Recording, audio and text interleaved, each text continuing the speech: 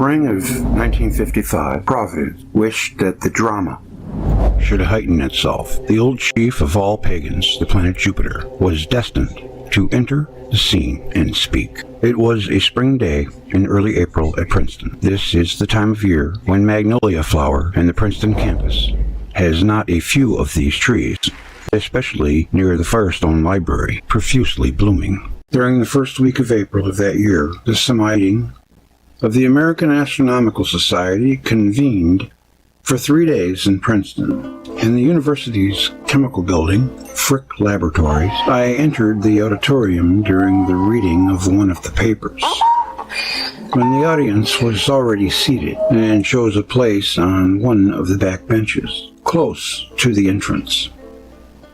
I did not wish to disturb the convention by my presence, because, being recognized, I would have caused some discomfort. After listening to W. Ballad and possibly one more speaker, I left as quietly as I entered. I did not return for the other papers. The program of the 3-day convention had 102 papers presented by astronomers from all over the country, but only one, not scheduled, yet read because of the great impact it carried in the field of planetary astronomy, made news. The next day, April 6th, opening the New York Times, I found a page-length column on a sensational discovery reported at the meeting. The column read in parts, radio waves from the giant planet Jupiter have been detected by astronomers at the Carnegie Institution in Washington. The waves appear to be short bursts of static, much like those produced by thunderstorms on conventional radio receivers. No radio sounds from planets in our solar system have been reported previously. Oh, that's incorrect. Tesla reported getting them in the early 1900s. The existence of the mysterious Jovian waves was disclosed by Dr. Bernard F. Burke and Dr. Kenneth L. Franklin in a report today at a meeting of the American Astronomical Society. The two scientists said that they did not have an explanation for the observed emission. Princeton, New Jersey, April 6th. The discovery was made entirely by chance. When the Carnegie Institution astronomers scanned the sky for radio noises from faraway galaxies, in the news release it was told that Burke and Franklin, who detected the radio noises of Jupiter, were entirely unprepared to observe any radio signal from the planet. Later, their perplexity was more fully described. At one point, they even assumed that some revelers returning from a party were the cause, trying to start the engine of their car. I mean, you can tell they were so uncomfortable by the discovery that they weren't sure they even wanted to be the discoverers, because they were afraid of getting blackballed. They had to go through the hierarchy. Or that the radio noises were caused by some experiments on a neighboring radio station. But the noises were finally traced to Jupiter. In the weeks that followed, Burke and Franklin observed that the signals were arriving 4 minutes earlier each day, and at length they realized they must be of extraterrestrial origin. Every third night for 6 minutes, when the receiving antenna was directed toward the spot crossed at these minutes by Jupiter, the signals repeated themselves. Then the astronomers of Washington came to the correct conclusion, unexpected and surprising as it was. For me, this news had special significance. My own earlier expectation of the noises of Jupiter was based on my view of the giant planet as the center of a powerful electromagnetic system. In ancient sources, the planet Jupiter was associated with thunderbolts. Before World War II, a discovery was made by Jansky of the Bell Laboratories that radio signals arrived from the Milky Way. During the war, it was discovered by the U.S. Army Signal Corps in Belmar, New Jersey, that the sun sends out radio noises too. It was a chance discovery made in the process of testing radar echoes from the moon. The radio noises were found arriving from faraway galaxies and were explained as crashes between galaxies riding through one another. A new science, radio astronomy, was born. My understanding of the nature of the sun and planets made me assume that these bodies are charged, or that at least their atmospheres are strongly ionized. Of Jupiter and Saturn, It is known that they influence, in some mysterious manner, the solar spot activity, but nobody thought that these bodies or their atmospheres are charged. Now, seeing my claims confirmed, I called Helen Dukas and told her that I would like to acquaint Professor Einstein with the discovery of the noises coming from Jupiter, and wished to see him for a few minutes only. We agreed that I should come Friday, April 8th, in the afternoon. Then I called my editor at Doubleday, Walter Bradbury, and told him that I would come the next day in the morning. Already on the phone, I drew his attention to the column in the Times. My book, Earth in Upheaval, was being prepared for print, together with my lecture before the Forum of October 14, 1953, as a supplement, and this lecture contained my challenge that Jupiter would radiate radio signals. For several years, I wished that a check should be made on Jupiter, and took this opportunity to suggest it to scientists. In my letter to Einstein, June 16, 1954, I again suggested that an investigation be performed. It was a challenge on my part to Einstein to stake the debate on this, my claim, and at the same time a plea to help me that the test should be performed. Einstein did not respond in that instance. In a note made on the margin of my letter, he wrote, "This would be no criterion." This was not well thought through. Right, because he didn't have it. Either there must be on Jupiter a dissociation of negative and positive charges that would produce thunderstorms of unearthly magnitudes, or more likely the entire body of Jupiter is charged, surrounded by an electromagnetic field, and attracts opposite charges from space. Yet, by continuous subatomic processes of fission in the great discharges, or by some other process, keeps its general charge undiminished. The Forum lecture, a discussion of my thesis of 1950 in the light of new discoveries in the fields of archaeology, geology, astronomy, brought in its wake, even sooner than I dared to hope, a confirmation of a bold yet well-founded advanced claim. The discovery of Jupiter noises thrilled me, as had no other confirmation before, and it was the first of a long, spectacular series. Emmanuel Velkoff.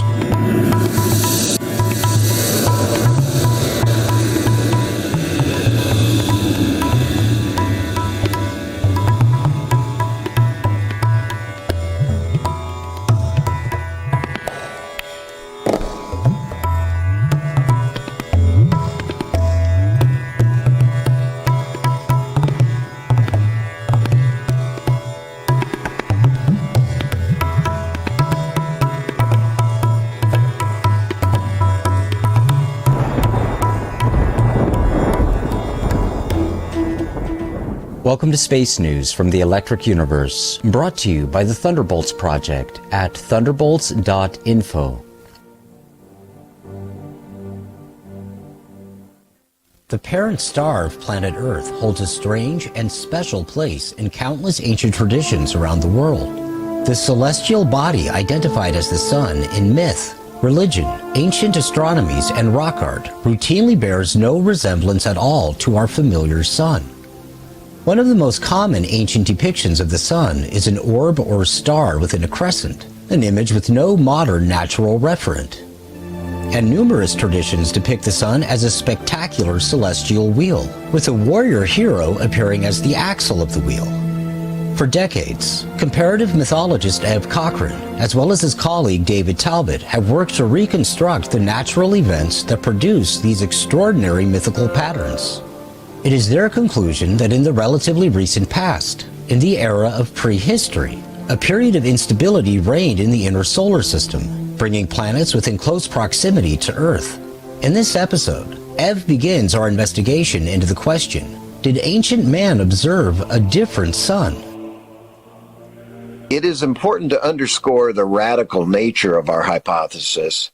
We hold that the solar system has only recently been subject to wholesale reordering, that in fact, well within the memory of mankind, a different sun prevailed. Our hypothesis is fundamentally a work of historical reconstruction based upon our mutual researches in comparative mythology and ancient religion. The research of Dave and myself is distinguished from other comparative mythologists in that we draw upon and emphasize the message of prehistoric rock art to illustrate our findings from literary traditions. To take but one example from hundreds that might be offered, ancient paintings and petroglyphs of the sun depict a wheel-like object, commonly 4 or 8-spoked in structure. Such artworks are global in nature. Yet how is this fact to be explained? From the conventional standpoint, such artworks are interpreted as abstract or metaphorical in nature. Miranda Green, for example, in her otherwise interesting book, The Sun Gods of Ancient Europe, concludes, "The pictures do not describe reality."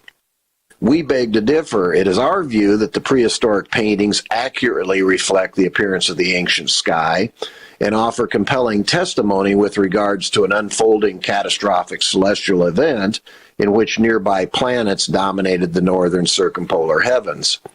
The mere fact that analogous sun petroglyphs will be found around the globe supports this conclusion. At the same time, ancient myth offers corroborating testimony in this regard, wherein a different sun dominated the sky in former times and presented a wheel-like appearance.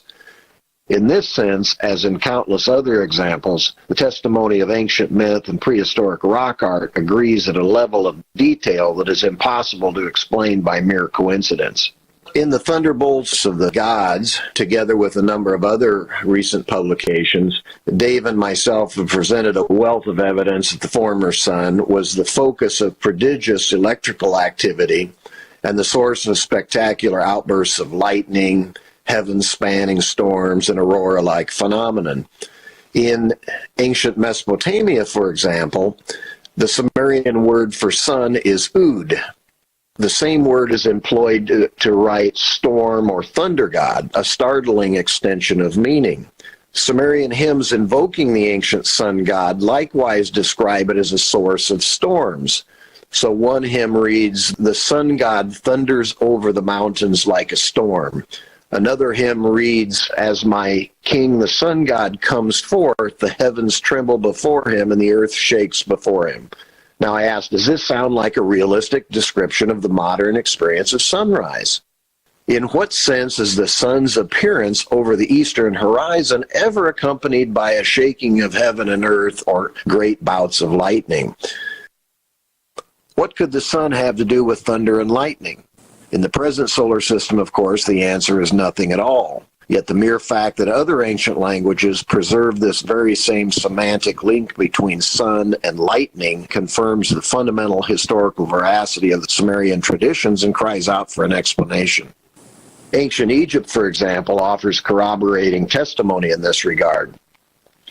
In the pyramid text from the 3rd millennium BCE, the sun god's thunderbolt is specifically compared to the lightnings of the sun. The word in question here is Mut, M-A-W-T, which has cognates denoting lightning in numerous other African languages. Significantly, however, the very same word is used to denote the spokes of a wheel. In the present world, of course, lightning has nothing whatsoever to do with the sun or wheels, hence the fundamental importance of such terminology for our historical reconstruction. But we need not rely simply on ancient language and myth alone. Mesopotamian cylinder seals, together with prehistoric rock art and other early artworks, likewise depict the sun with lightning-like structures emanating from its core. Students of comparative myth will recognize the structure adorning the face of the sun here as the thunderbolt wielded by the thunder god. So, for example, thunder gods like Zeus or the Semitic Adad are routinely depicted holding exactly this thunderbolt. Properly understood, the evidence from ancient language, like the testimony of prehistoric rock art, represents an enduring fossilized record of a different solar system, much as the discovery of a dinosaur bone harks back to its former age, one radically different from that which currently prevails. It must be remembered here that the denigration of myth is a relatively recent development, basically originating during the early decades of the 20th century. The science of comparative mythology, like the complementary science of comparative linguistics, grew out of the 19th century writings of world-class scholars such as Max Muller and Adalbert Kuhn, who rightly emphasized the prominent role of the sun and the thunder god in ancient myth and religion. Yet the excesses of these schools, together with that of the Pan-Babylonians, led to a general backlash against naturist or astronomical interpretations of myth and religion. Current models of myth, such as that advanced by George Dumézil, which dominates scholarship, emphasize linguistic connections above all else and are much more narrow-minded in scope. For example, Dumézil largely focuses on Indo-European myth. Most important, perhaps, is the fact that current models of myth always seek to understand the ancient traditions by reference to the present sky. But the ancient testimony is impossible to square with the present solar system, and as a result, scholars are left with empty slogans pointing to figurative language, metaphor, and such statements as that of Green, quoted earlier, to the effect that the pictures do not describe reality. As Dave and I have documented, however, granted the fact that the ancient traditions and prehistoric rock art complement each other, it therefore stands to reason that they do indeed describe historical reality. Confronted by these sun wheels, for example, on ancient rock art, the default position of so many modern scholars is just to ascribe those artworks to imagination or abstract forms, completely overlooking the fact that the same exact design is found all over the world. So at that point, you need to ask yourself a question. Were ancient skywatchers on every continent on the Earth imagining the same fantastic structure in the sky, which in this case is just a cross on the face of the sun or a lightning bolt on the face of the sun? But we could cite 1,000 other structures that we could describe if we wanted to. We're just trying to focus the discussion on these particular structures at the moment. But are we supposed to imagine that all these skywatchers all around the globe were imagining the same thing? That is not a logically sound position. It's much more rational to assume that the ancient skywatchers were trying to describe their personal reality. They drew the picture of the sun that they saw, and that's why those pictures agree all around the world. Things that are imagined are not going to agree unanimously around the world. It's just that simple.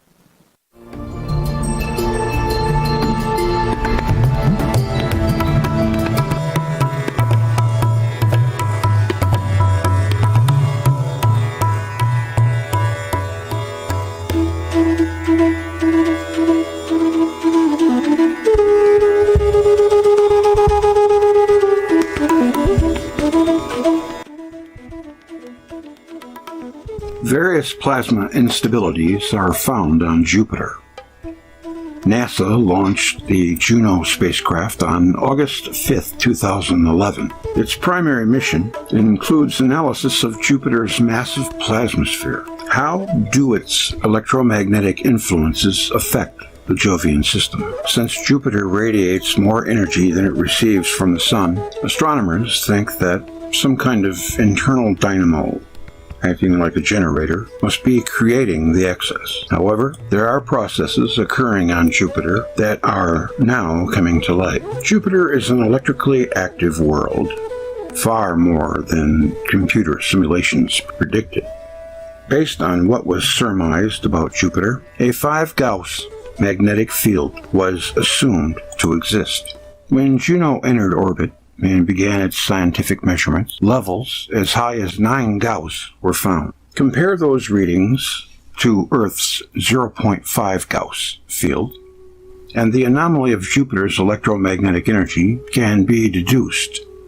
Its field is so irregular, some astrophysicists to suggest that there is an anomalous structure in Jupiter's core. Recently, for example, Juno discovered jet streams on Jupiter that run further down into its atmosphere than previously thought, over 3,000 kilometers deep. Why the atmospheric bands are so deep is a mystery.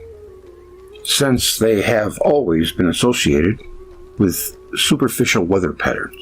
According to a recent press release, the south pole of Jupiter also exhibits an unusual grouping of phenomena. Under some simulated conditions, and on Saturn, cyclonic storms merge with one another instead of repelling each other. Multiple vortices encircle a central whirlpool of gas and dust. The structures are warmer than the surrounding cloud bands, but are still near absolute zero temperatures. Perhaps the Great Red Spot that has persisted for more than 300 years can provide additional clues to how the polar vortices are formed and stabilized. The consensus opinion is that it is a cyclonic storm driven by rising heat from below, because it is warmer than its surroundings. However, exactly how it was formed and why it has persisted for so long are mysteries. Wind speeds around its perimeter have been measured at 635 kilometers per hour, twice as fast as a terrestrial tornado.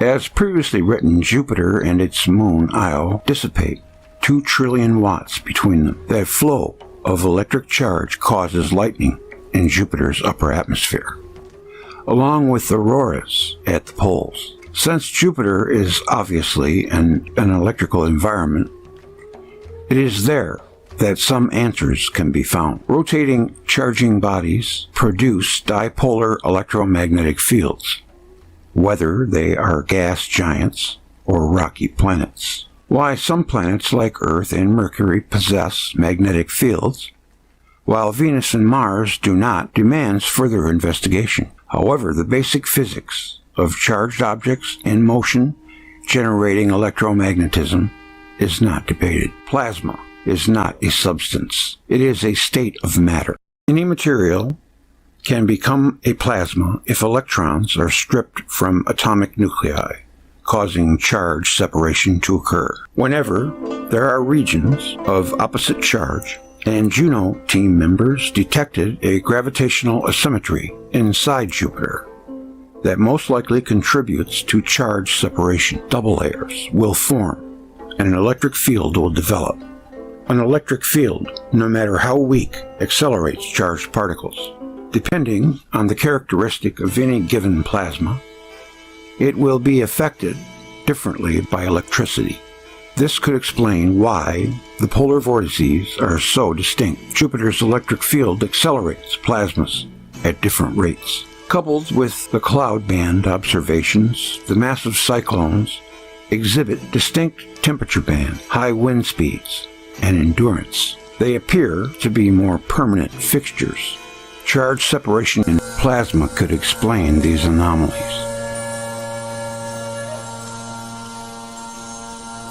That's Stephen Smith.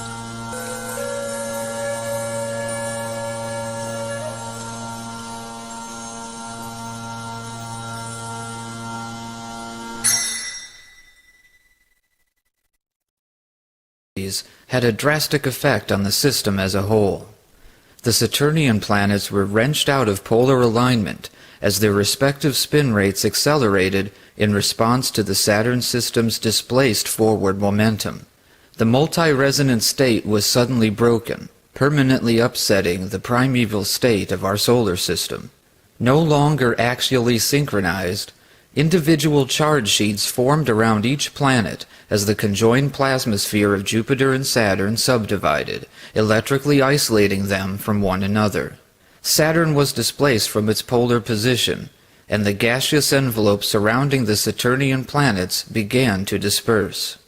As Velikovsky indicated, the increased distance between Earth and Saturn was most likely the result of both the removal of Earth from its place as well as Saturn from its place. The opening scenes of the divine spectacle would have been seen in the north skies, since Earth was still millions of miles below Saturn and Jupiter. But after Earth was released into a path of its own around the Sun, the plane of Earth's orbit would lift steadily, eventually reorienting at a steep inclination, crossing over the Sun's equatorial current sheet twice a year at each equinox. Thus, the eyewitness perspective on Jupiter and Saturn shifted at this time, so that the unfolding drama panned from the northern skies to a side view of the sky gods receding away in the southern night sky.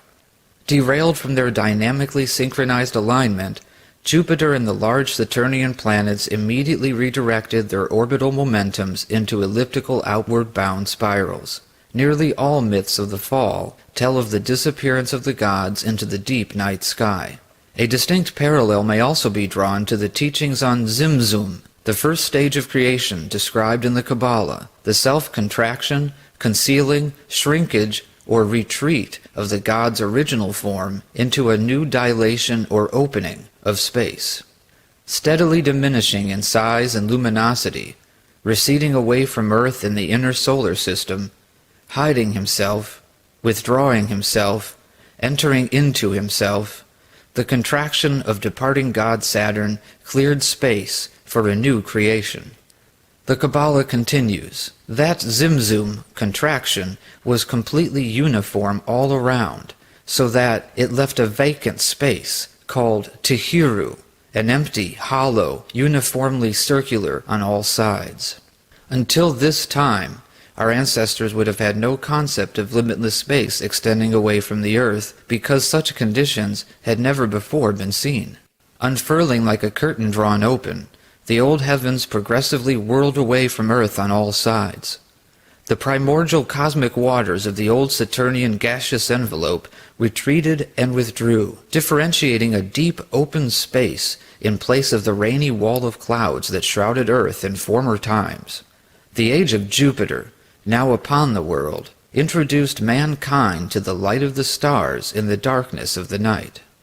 In Egypt it was Jupiter as Re who boasted, I am he who made the hours, so that days might come into being. Nuit was specifically the nighttime star-studded sky arched over the wide horizon, through which the red sun-like disk of Re journeyed each night. In the Iliad, Night herself apportioned Zeus's sovereignty to the wide heaven among the cloudy aether, a wide band of night sky centered on the ecliptic, from approximately 17 degrees north to approximately 17 degrees south, the way of Anu, likewise assigned to Jupiter as Marduk in the Near East. As the battling sky gods retreated through this expanding space into deeper and more distant reaches of the solar system, they discharged as brilliantly lit wandering stars, still huge in size, though far removed, lighting the night as nearby suns. All four outer giants still exhibit rotational speeds far out of proportion to their sizes.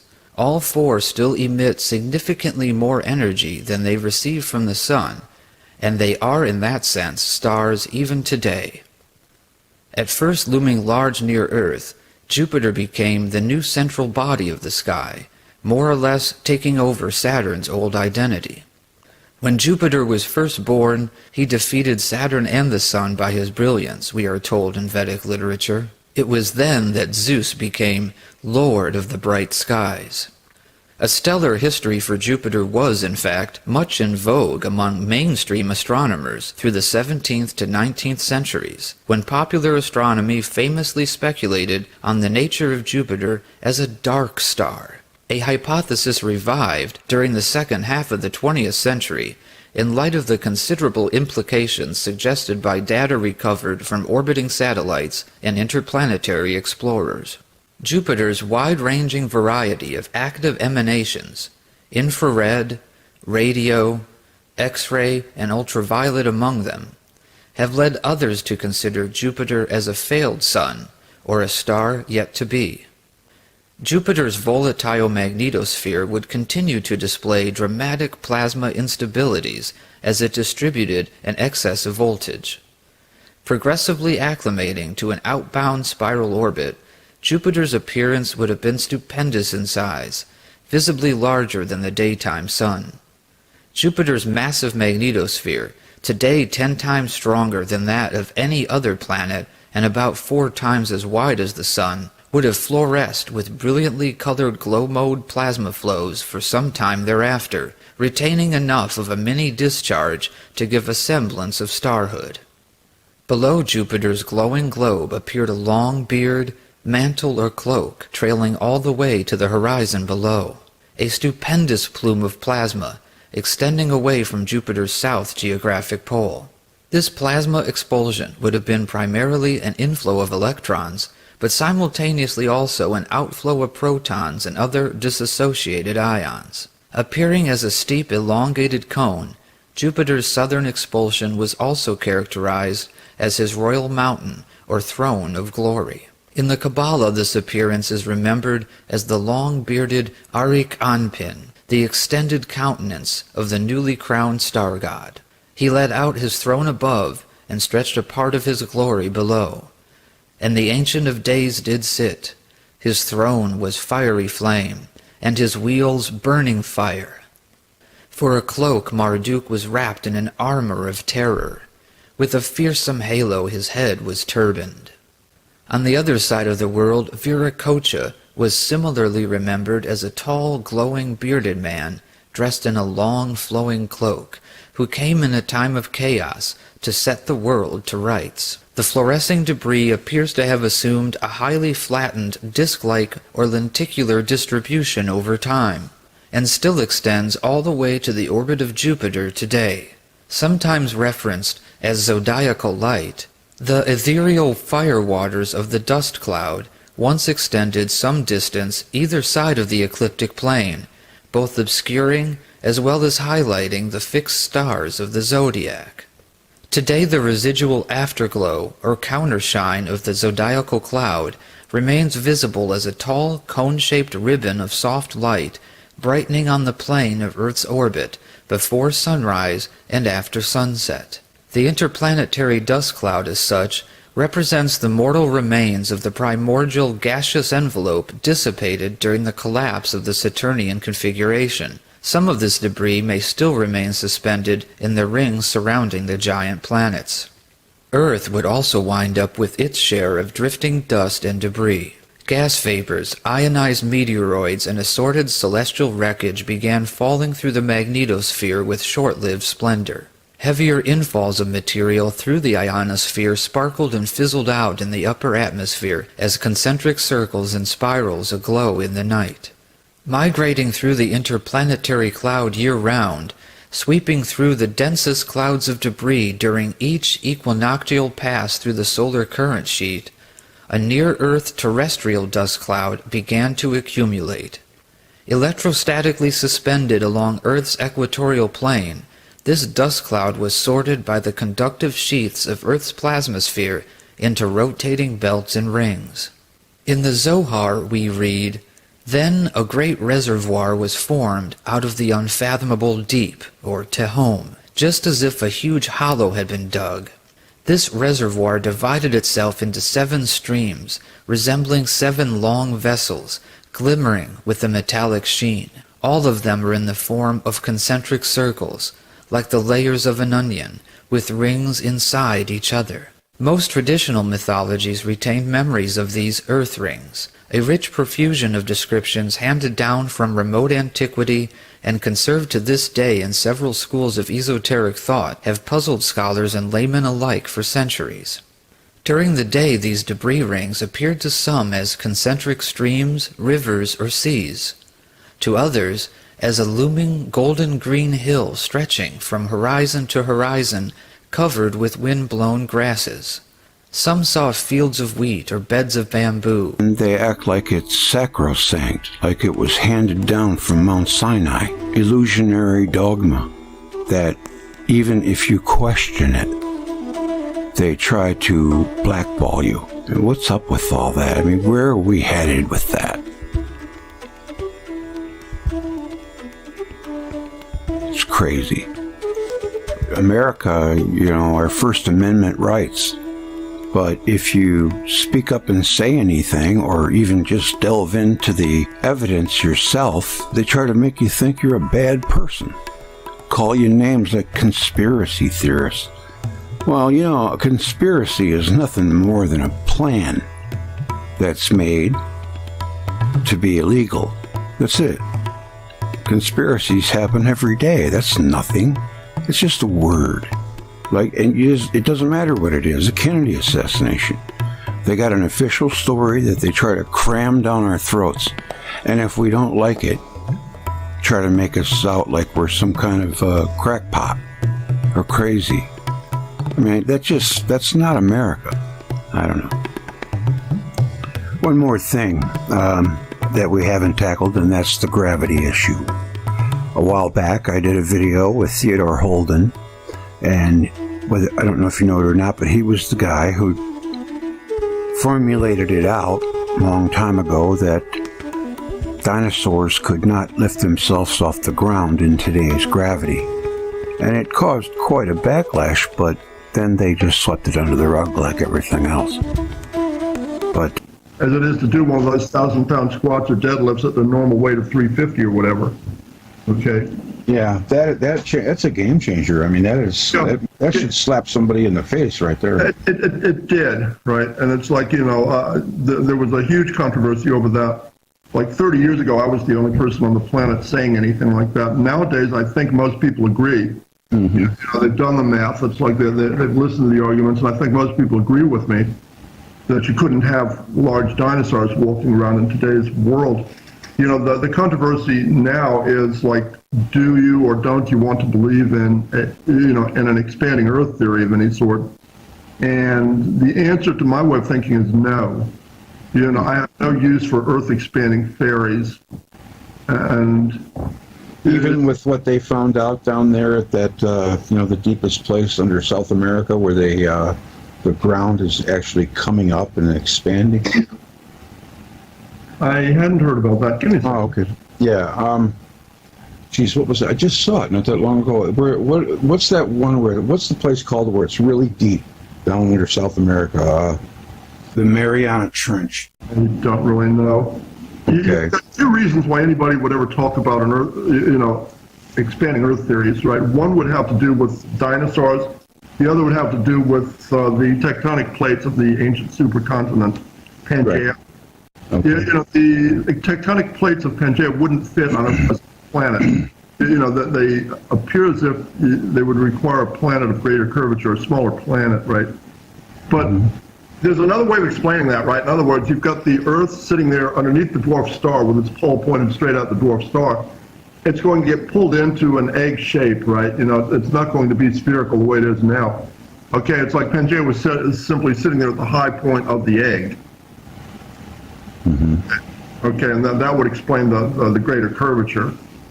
Now, as far as dinosaurs go, like I say, you couldn't have it. It's like, if you put a sauropod dinosaur next to Bill Kazmar at equal sizes, then what you're seeing is one creature at the top of the food chain, the other pretty near the bottom, right? In other words, Kazmar's body is 90% bone and muscle, right? And that's trained as well as you ever could have muscle trained. And the brachiosaur's body is mostly gut and digestive system for processing leaves and grass, right? And I mean, if Kazmar couldn't make it 20,000 pounds in our present world, then a brachiosaur sure as hell couldn't. Yeah, I heard they had 3 hearts in their neck just to pump the blood. No, it's ridiculous. You've got two problems with the dinosaurs with large dinosaurs, sauropods on their necks, right? And you've got two kinds of sauropod dinosaurs. You've got like brachiosaurids, which, according to the bones, apparently held their necks upwards, and then you've got the diplodocids, which would have held their necks outwards, or at least that's what the bones indicate, okay? Either way, you've got an insurmountable problem, right? It's like, in the case of the brachiosaurids, it's everything, in other words, the limiting value of something like that in our present world is the giraffe, right? Now, it takes a gigantic amount of blood pressure to get blood to a giraffe's brain, okay? And the giraffe has this very, very tight skin, which acts like a pressure suit, like for a fighter pilot. Right. And basically, a giraffe's blood pressure would blow our vascular system apart. Well, they're just trying to get blood to a brain which is 20 feet high. I mean, what is some sauropod going to do to try to get blood to a brain which is 60 feet high? Experts claim that would put, the brachiosaurids in the position of just being constantly at risk for some kind of a circulatory system disaster, right? Now, that's no way to go through life, especially if you're trying to rule the world for 60 million years or something like, Yeah. Doesn't make sense. So they're claiming, well, it must be that like what the bones are telling us is wrong. They must have all just held their necks outwards, and the diplodocids apparently did hold their necks outwards.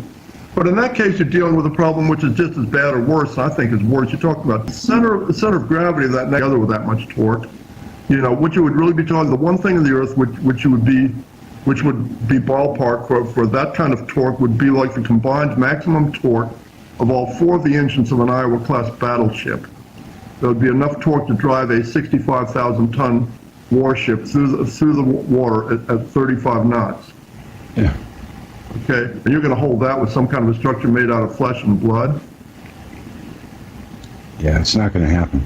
No, so there's no way for a large dinosaur to hold his neck in our present gravity, and that problem, if somebody ever really was able to do the math for it, which I have not been able to do, would almost certainly be a bigger problem than the question of gravity, you know, just being able to support weight, you know, on land. They used to think dinosaurs, you know, the large ones would have lived in water, but they had no adaptation for that. They would have needed snowshoe feet, right? In other words, the feet they actually have would just sink straight into muddy river bottoms.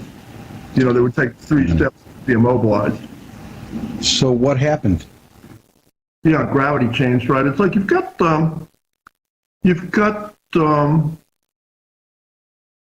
you know, like pictographs, right? Like, what's the word?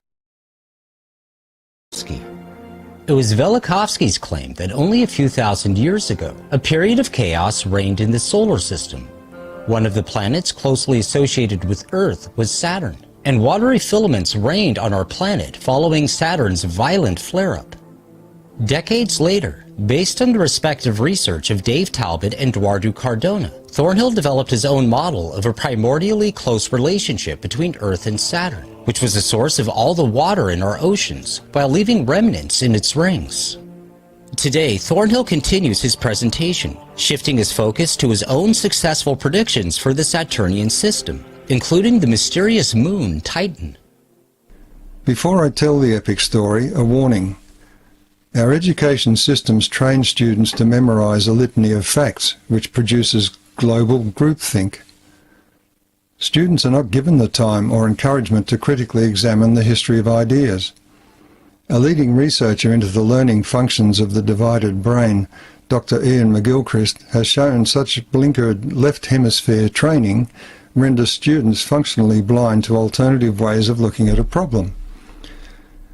The left hemisphere simply blocks out everything that doesn't fit with its take. It doesn't see it, actually, at all. So scientists with their narrow specialized training may look at but cannot see what to a non-expert may seem obvious. They will be the last to see a paradigm shift in the making. This is particularly evident for electrical phenomena in space. Even the Nobel Prize-winning founder of the idea of an electric universe, Hans Wolfgang, was ignored when he warned in his 1970 acceptance speech of an inevitable crisis in astrophysics if electric circuits in space are not recognized. Houston, we still have that problem after almost 50 years. I have lived since a teenager with uncertainty about accepted truths and learned to have the courage to challenge them. The result is not chaos, but a synthesis of ideas that explains the old ideas better and finds new ways of incorporating what seems a chaos of anomalies. And the best test is that of classical physics, simplification. The resulting paradigm shift is not a threat, but an invitation to the greatest adventure we may ever know, to begin to understand our real place in the universe for the first time. In our electric universe, stars and planets are formed at the same time inside molecular clouds, along a snaking cosmic lightning bolt. Gravity plays no role in the process. Since cosmic lightning takes the form of a twisted pair of current filaments, it is found that most stars are in pairs, or multiples. Planets will tend to do the same. Like the snaking filaments in a novelty plasma ball, the star-forming filament moves on, leaving a string of massive objects behind to gravitationally form the weird and theoretically challenging zoo of exoplanetary systems recently discovered. Some gas giant planets are subsequently formed in close orbits about a star that has ejected charged matter to achieve stability with a changed electrical environment. The ejection flares may account for the flickering of newborn stars, which can't be explained by gravitational accretion. This explains the unexpected hot Jupiter seen in large numbers closely orbiting other stars. The most numerous stars in the galaxy, brown dwarfs, which would appear reddish if they could be seen with the naked eye, are generally classed as failed stars, yet they have the baffling ability to produce massive stellar flares.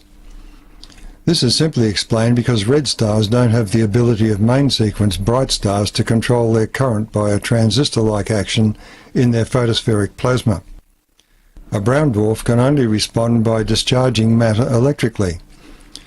The capture process of a brown dwarf star involves flaring and ejection of charged matter by that body in order to achieve a new electrical equilibrium in its adopted family. That accounts for the large number of close-orbiting moons of our captured gas giants in remote orbits. With this in mind, I want to take you back to just before the famous Cassini-Huygens space probe was to arrive at Saturn on July 1st, 2004. In news reports, Saturn was dubbed the original Lord of the Rings.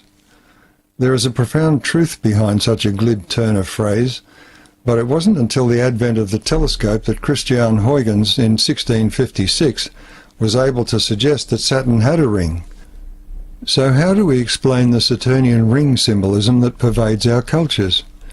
The halo of the saints, the royal crown, and the ring given in marriage are Saturnian symbols, as are the circled or Celtic cross, the Egyptian Ansate cross or Ankh, the Eye of Ra, and the astronomically baffling star inside the crescent. The star at the top of the lighted Christmas tree is pure Saturnian imagery. It is truly amazing that we are still haunted by prehistoric archetypes. It helps us to understand the extraordinary archetypal attraction of Tolkien's fantasy of Lord of the Rings. He was well versed in mythology. The following description of events is based on the surprisingly detailed and truly remarkable scholarship of Talbot and Cardona, which required explanations with the physics of an electric universe. Let's call our primordial star Proto-Saturn. It was an independent brown dwarf with its own entourage of satellites, including the Earth, Mars, and Titan. Proto-Saturn's dim reddish light was due to a glowing red anode plasma sheath, much larger than the Sun, enclosing Proto-Saturn and its inner satellites in a radiant cell. The term dwarf star is purely theoretical, since they are difficult to see and measure. In fact, NASA reported a brown dwarf which was radiating as if it had twice the expected surface area. The environment inside the radiant red shell is most hospitable for life on any enclosed satellites because there are no seasons and water is conspicuous in the spectra of such stars. Water misted down on this planet continually, and red light is ideal for photosynthesis, which explains the abundance of ferns and other vegetation globally in the Carboniferous era. But there is a catch. Brown dwarf stars are known to flare, sometimes to the extent, as one astronomer commented, that any satellites would suffer a very bad day. Such flaring by Proto-Saturn accounts for the geological strata and the fossil record of a number of global mass extinctions and instant burial of dismembered plant and animal remains. As we approached the Sun from deep space, our plasma sheath flickered like a faulty electric light when the two stellar plasma sheaths, or magnetospheres, began to clash. Proto-Saturn's galactic electrical power was usurped by the Sun, and its appearance changed dramatically. Before dimming forever, the dwarf star Proto-Saturn would have flared brilliantly like a comet, ejecting charged matter to relieve the electrical stresses caused by the sudden change in environment. Even now the former star has not completely cooled. Saturn still radiates more than twice the heat it receives from the Sun. And we have a simple explanation for the origin of Saturn's mysteriously short-lived water ice rings. As the Proto-Saturnian system approached the Sun in the outer solar system, our minor star's gravitational sphere of influence steadily shrank, and its outer satellites were progressively stripped away. This and the earlier capture of the other gas giants provides the source of trans-Neptunian objects as they're known, including Pluto with its unexpected geology and atmosphere, and its peculiar moons. There is a simple physical characteristic that links a captured star with its offspring. It is the axial tilts. Like our close-orbiting moon, satellites tend to orbit their primary with the same face always turned toward it. If they orbit in the equatorial plane, their spin axis will be aligned with that of the primary. As gyroscopes, the satellites will retain the same tilt even if jolted from their orbit, although the process may induce a wobble of the spin axis. It is therefore highly significant that the two key planets identified in the ancient pantheons, Saturn and Mars, have axial tilts closely similar to that of the Earth. The tilt of Saturn at 27 degrees to the ecliptic plane is itself an enigma, unless it formed independently from the Sun. Venus was described as a spectacular discharging body in the ancient congregation of planets. It can be explained if Venus was ejected in the flare-up of Proto-Saturn and the infall of the stream of ejected matter from swiftly rotating Proto-Saturn gave Venus a slow retrograde spin. The magnitude of the axial tilt of Venus to the ecliptic is much less than Saturn's, which suggests that Venus was ejected from a low latitude. This accounts for the hellish temperature and new surface of Venus, having been recently spat from the mantle of a brown dwarf star. Its filamentary equatorial scars caused by spectacular radial discharging, and its thick atmosphere inherited from the brown dwarf and subsequently modified by interplanetary and cometary discharges. Venus still has a cometary magnetotail stretching to the Earth's orbit, and its mountaintops glow with plasma discharges, which return Magellan's radar signals as unexplained shininess. Has a surprisingly young surface that gave rise to ad hoc theories of resurfacing events. They're unnecessary. Venus is a baby. Since my predictions were written in 2004, the electrogravity model has been further developed, and it explains electrogravitational capture and the rounding of cometary orbits by electrical discharge. It explains the huge capture cross-section of stars and why the observed phenomenal discharging of cometary Venus caused it to finally have the most circular orbit of any planet.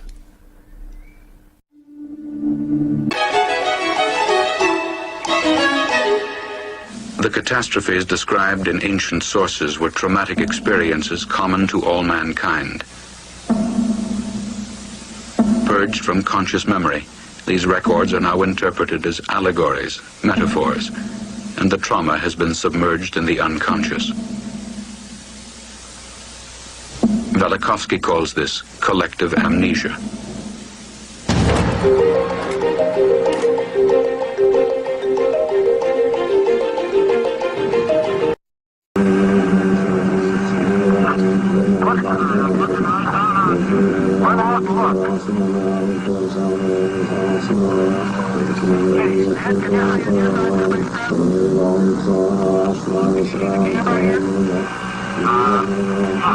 Pointing at you? No.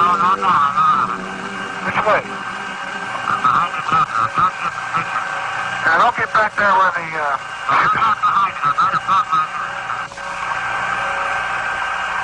A revolutionary theory of the universe based on the records of the past has challenged the fundamental beliefs of modern science for more than 2 decades. Today, the unexpected findings of space explorations have confirmed many of the predictions of this theory, but the man who proposed it, Emanuel Velikovsky, is still rejected by established science. Well, I've taken a lot, but they're not very good. You're in too close for most of them. And if I transgressed and went into many fields of science and humanities, it was not because I was born a rebel. I was coerced to trespass.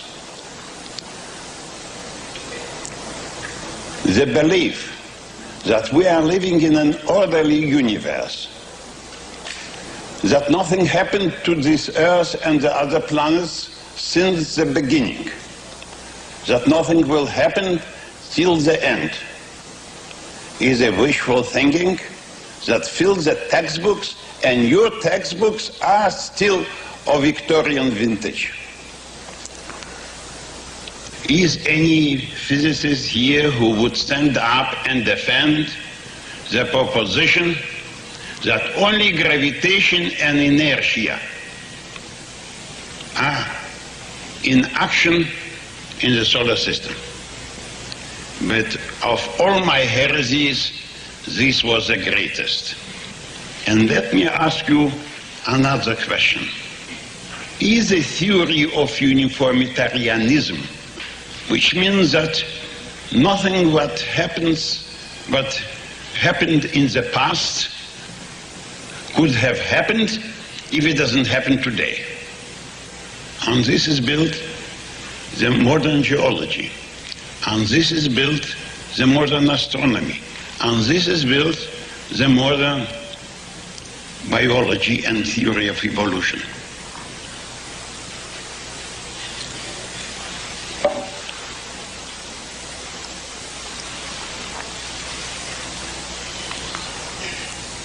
And so it is only wishful thinking that we are living in a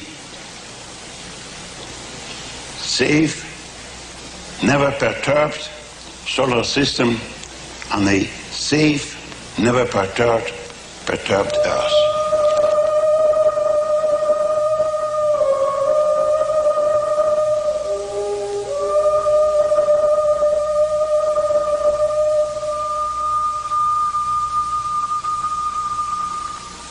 Mountains were born and mountains collapsed. Land and sea changed places. Great streams of lava flowed. The sea boiled and evaporated. Such were the scenes of unimaginable violence during the times of global catastrophe.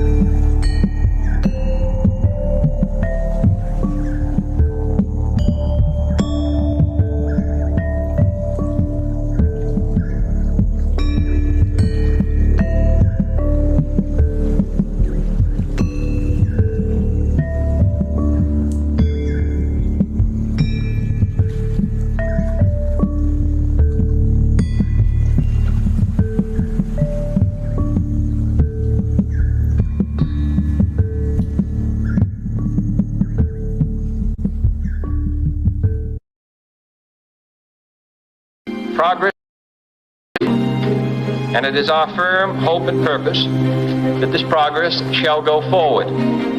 We will continue to keep the American people informed on this vital matter. Plus the Sphinx Temple, plus the Valley Temple, plus other buildings predate the dynastic Egyptians by thousands of years, and possibly, according to oral tradition, and hopefully we'll get more science about this, prior to 11,700 years ago. So it's possible that buildings like this, some of the Peruvian, some of the Bolivian, and other ones, were built by this ancient civilization who were the victims of this massive cataclysm. The other question is, what was the function, for example, of the Great Pyramid? Of course, people say, well, it was a tomb for an arrogant king. Unfortunately, what we find is that the majority of archaeologists in general who look at foreign sites like Egypt, Peru, Bolivia, etc., they're taking their Western mindset with them when they try to interpret another people. And Europe, we know, was very barbaric in terms of you did have kings who were despots. They treated themselves as the highest level of life, and everyone else was more or less a peon. However, ancient societies in other parts of the world were not like that. The Inca were not kings, the Inca were not rulers. The Inca were caretakers. And I know that from working with native people to this day. Someone who is a chief is not the highest person. It's the opposite. He is responsible for the livelihood, and we know that the Inca were that way, so it's quite possible that ancient Egyptians, etc., were that way as well.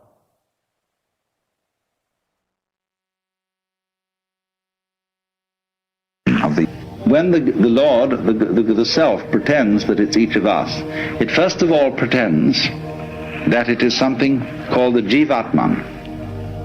The Atman, the self, pretends to be an individual soul called a Jivatman.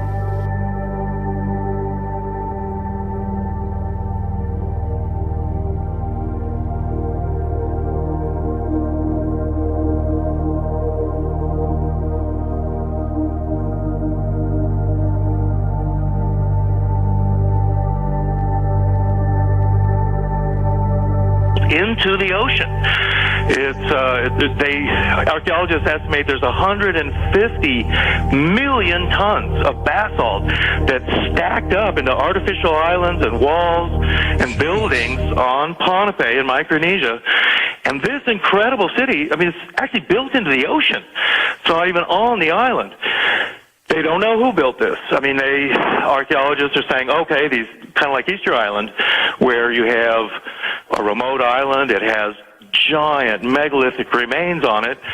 But mainstream archaeologists their explanation is, well, you know, these islanders just kind of got to this Polynesians to some remote island, and they were bored, and they had nothing else to do, so they built these giant statues. They built this huge city.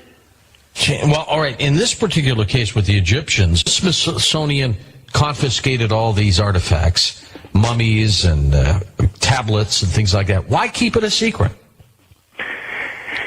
Well, there's a number of reasons for that. But part of it is, and it's the same reason why a lot of things today would be kept a secret. They're engineering history, and today history is politically correct. It's not necessarily what really happened in the past. It's more like what they want to have happened, or how politically correct they want, certain native to be, or something like that. Another problem, particularly out west, was the Mormons. And of all the states in the United States, you've got the universities basically teaching isolationism. That is, certainly Egyptians didn't come to North America or South America. They didn't travel. Chinese people didn't get in boats and go places. All the Native Americans walked from Siberia down through Canada, down to South America. But ships that held 300 or 400 people in Tonga. They had giant ships like that too. That were going. They were much bigger than any ships that Columbus had. You now get into things like the Piri Reis map and the maps of the ancient Sea Kings by Charles Hapgood. Oh yeah, that map is incredible. Well, right, and it seems that even like Columbus and other people, they had some of these old maps, and they were kept secret too. This was one of the things about a lot of the ancient sea routes. They were kept secret. The Phoenicians kept secrets. The Phoenicians were to talk about where they went and the ports that they went to. There's a certain a theory that, and I also go for this, that the Toltecs, whose capital was Tula in northern Mexico, they're related to a lot of the stuff in Arizona. They conquered Chichen Itza in the Yucatan at one point. The Toltecs are depicted as guys with thick beards and mustaches. They wear helmets. They carry swords and shields. They look like Phoenicians. They look like Mediterranean warriors and stuff. Persians, everything like that. Stuff like that, right. And in fact, it seems that probably the Toltecs were some offshoot of the Phoenicians, the Carthaginians, who had already a transatlantic trade. Another similar thing there is the Phoenicians were known as the purple people, and they wore purple robes. And even the concept today of kings and queens wearing purple gowns and purple crowns and things like that, that comes from the Phoenicians, who all wore purple. And that purple color was a very special dye that they got from a shellfish. And that was a secret technique of taking this dye. Phoenicians were famous for it, and the Carthaginians were also Phoenicians. But also the Mayans used also this purple dye, this same unusual shellfish dye, which the Phoenicians had a secret. Another curious thing along this line with the Egyptians and stuff is boomerangs. We think of boomerangs as being some kind of Australian Aboriginal device. thing. Yeah. But boomerangs have been found all over the world, and in fact, the Egyptians hunted with boomerangs. King Tut, in his tomb in Egypt, there was a trunk of boomerangs found in his tomb. It's part of the Tutankhamun treasure. And in fact, if you go to the Cairo Museum and you go to the Tutankhamun area, you will see on display all of his boomerangs. And he was a boomerang nut. He didn't just have a couple of boomerangs. He had a whole trunk full of dozens of them. It's well known that the Egyptians hunted with boomerangs.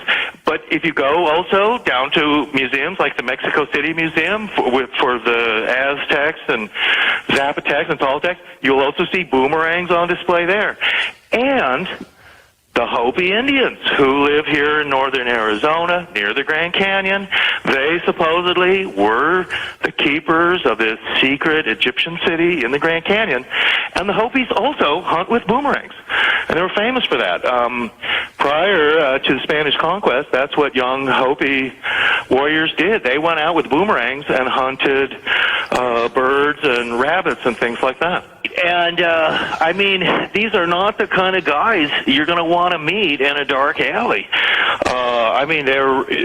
They look like something out of like these alien movies or something like that. And in fact, that Swiss artist Geiger, who created that kind of look of these long-headed sort of insectoid aliens in that movie. But that is what these guys look like. And when you show photos of just your typical Olmecs, they're some weird-looking guys. You can hardly believe it. Are you familiar with of conehead craniums? The weirder that gets. Because I'm not sure that they made these. These look like they're genetic mutations, or they came from someplace else. When you see them, they look like aliens, and so that's been I think a natural assumption, because when you see some of these skulls and the figurines and things like that come out of Mexico, also South America. Yes, you're right. They look like they're extraterrestrials. They look at the size of the eye sockets, David. They're huge. Well, that's right. And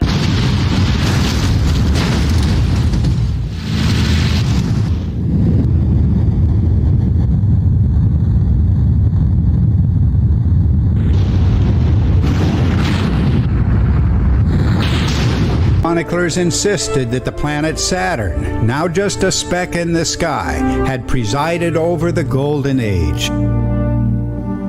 An epoch of abundance, cosmic harmony, and grandeur.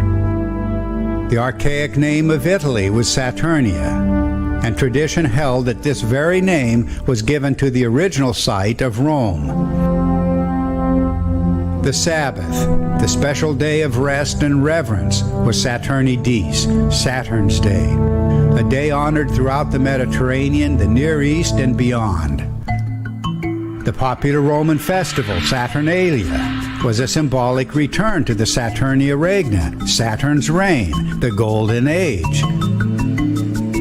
Much symbolic content of our own New Year's and Christmas celebrations will trace to the Roman Saturnalia and related ancient festivals. Stories about the disappearance of this legendary island city have echoed down the centuries since it was first written about by the Greek philosopher Plato over 2,000 years ago. But is the drowned city of Atlantis just a myth? Or is the legend based on a civilization that really did exist? And why are so many of us so keen to believe in it? It's like a perfect place to garden. Of all the writers of classical Greece, it's only Plato who mentions Atlantis, and he gives us the key clue for our search.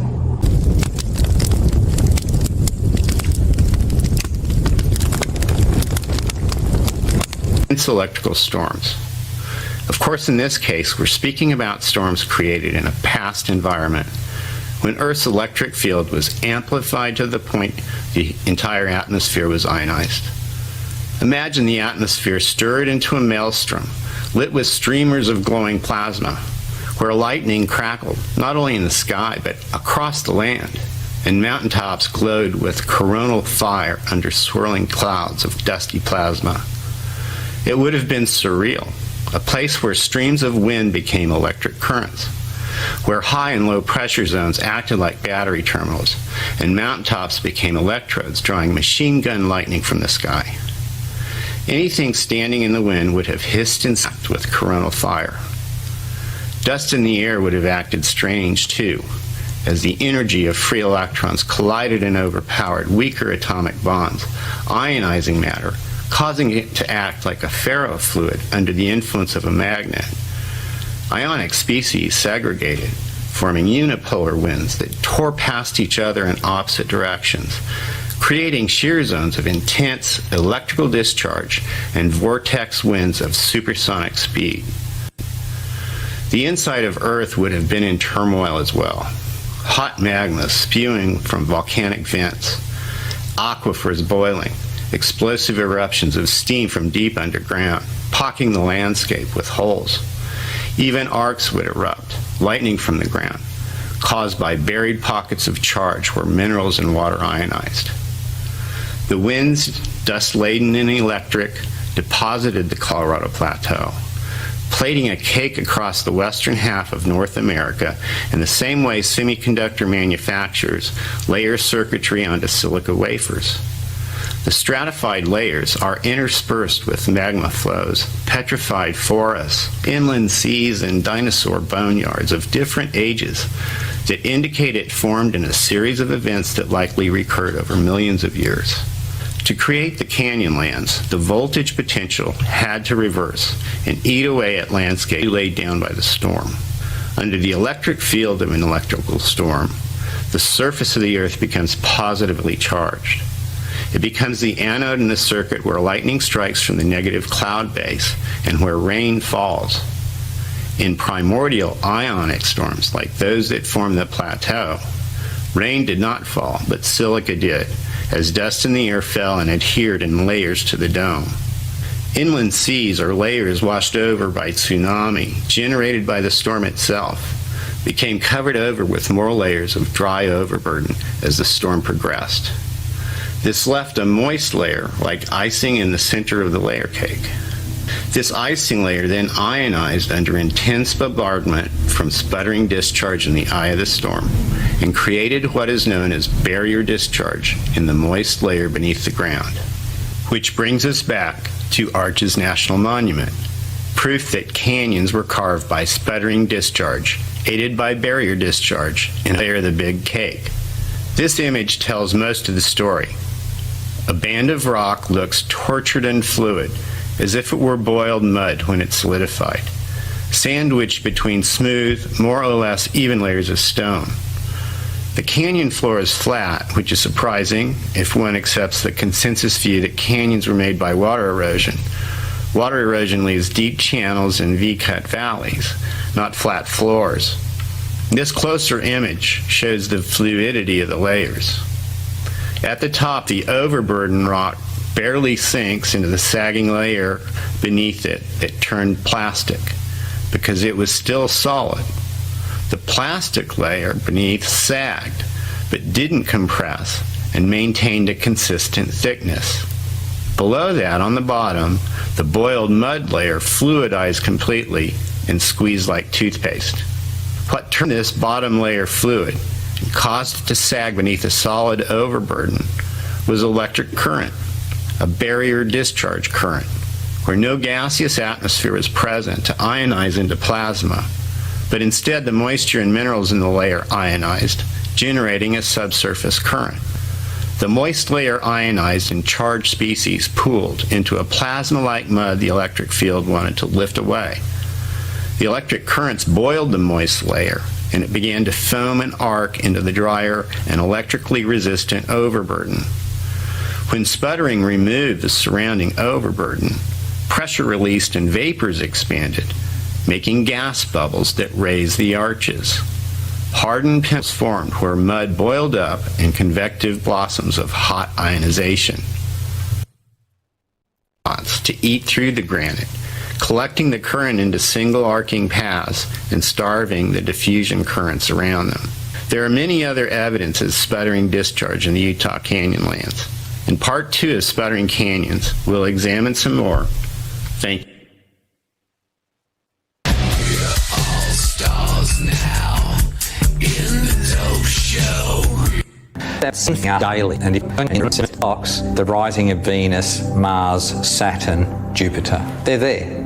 It's there. Now they've been trying to eradicate astrology because the Christian Church doesn't accept it, but actually they're the only group in the world that doesn't. The Jews are based in astrology. You can see the remnants of it in the Christian Church with the 12 apostles. They've replaced the houses of the zodiac. And if you go into a Hindu temple, when you firstly go in, on the left, you'll see 12 constellations as deities. When you go all the way around the temple to see all the other persons in the temple, then there's the 7 planets. If it's a bright, sunny day when you wake up, it's having a good effect. If the clouds get between you and the sun, it filters that good effect. Now, for plant life, aquatic or tidal behaviour, all feminine life on the world planet is governed by the moon. That's why we call it a menstrual cycle, from the word moonstral cycle. And the other word we say is a lunar cycle, lunatic. And the law knows, the police know, and every authority knows that as the moon moves into its full position, it has an esoteric effect on humanity. Many, many more stupid acts will be occurring around the full moon. Do they affect us? Absolutely. The sun and the moon are the strongest on the earth. Sirius B goes around Sirius A into a negative thing, using it as a means to radiate fear out on the planet as opposed to love. The people who got their hooks into this information, disinformation, misinformation, have really hoodwinked humanity's progress. So in the movie, for instance, 2012, there's fear and loathing. This is so far away from what the potential is. Because if you can radiate fear, that can keep that frequency, which is expanding and growing higher, contracted. That, to me, suits the 2012 agenda. Well, with regard to 2012, the media is not the place to source for information. It'll be misinformation, and it'll be negative. Coming out of the Grand Canyon. In ancient times, and in my book on Lost Cities in North and Central America, I actually have maps and stuff in there of this. The whole West was much different in ancient times, and California especially. If you look at a good relief map of California, you can see instantly what it was like even just a few thousand years ago, and that is that Central California was a huge inland sea. And all around Fresno and that area, I mean, that's what they call the Central Valley. I mean, if ocean levels or California had just, had been shifted a little bit, that whole area would be flooded, not only from the Golden Gate area, but also up from the south, the Salton Sea, areas like that. And in fact, there were finger lakes already going up into Nevada. I did, some years ago, I did a show for the Discovery Channel and the Learning Channel, and it was all about giants and the legends and lore of giants. They flew me to Reno, where we went to Lovelock, Nevada, which is right near where they do the Burning Man festival now every summer. Right. And but what is in Lovelock is fascinating, because in Lovelock is a state park known as the Lovelock Caves. And in those caves, what happened was these ranchers began excavating this cave at the turn of the century, and they were looking for bat guano. And there was just tons of bat guano inside these caves. And as they started digging out the caves, they started finding artifacts. Now, the Paiute legends of that area had talked about these red-haired giants coming by boat up around Lovelock. You couldn't do that today. Try and go by boat from the ocean to Lovelock. I mean, it's 1,000 miles of desert. Can't do it, yeah. That's right. So their legend was that these giants, red-haired giants, came in boats. Even that area around Lovelock is still some lakes that are drying up today. And, I mean, there's just some marshes there that are the remains of these ancient lakes. And archaeologists and geologists say, yeah, there were lakes there, although, I mean, it's a problem with geology. Geologists think everything's millions of years ago, when in fact these lakes couldn't have been that long ago, because the Paiute Indians still had legends and stuff of it. I mean, it was only some hundreds of years ago, maybe 1,000 or something like that. Well, so the Indians have these legends of the red-haired giants. When these ranchers began digging out the bat guano in the Lovelock Cave, they started finding duck decoys, baskets, all kinds of hunting and fishing tools for a lake, a large lake. And then, incredibly, they found a number of skeletons. And these skeletons were like 7-foot-tall people. They had long red hair. They dragged like a dozen of these skeletons out of the cave. This all was around the turn of the century. Get this, George. There are 2 museums in Nevada today, one in Lovelock, one in Winnemucca. Those museums are wholly dedicated to the finds of California at Berkeley. Actually did the excavations. They know that these things came out of these caves. People at the museum talked about a photo of a rancher standing on a crate holding one of these giants by the hair. And I mean, this thing is huge, and he was a large person with red hair. Right, and at that time, that was really a giant. And here's the thing. That photo of that giant, every single one of these giant skeletons is utterly missing. No one knows not only where these skeletons are, they don't even know where photos of them are. Okay, there's 2 museums in Nevada that are all about these discoveries. So here you have a double enigma and then a triple one, where there's apparently some kind of cover-up, and these rather unusual items have just vanished. But you have these giants. They had red hair. They sound like Vikings or something like that, actually. And on top of that, they apparently were going by boat up into, you know, the Black Rock Desert of Nevada. How about that?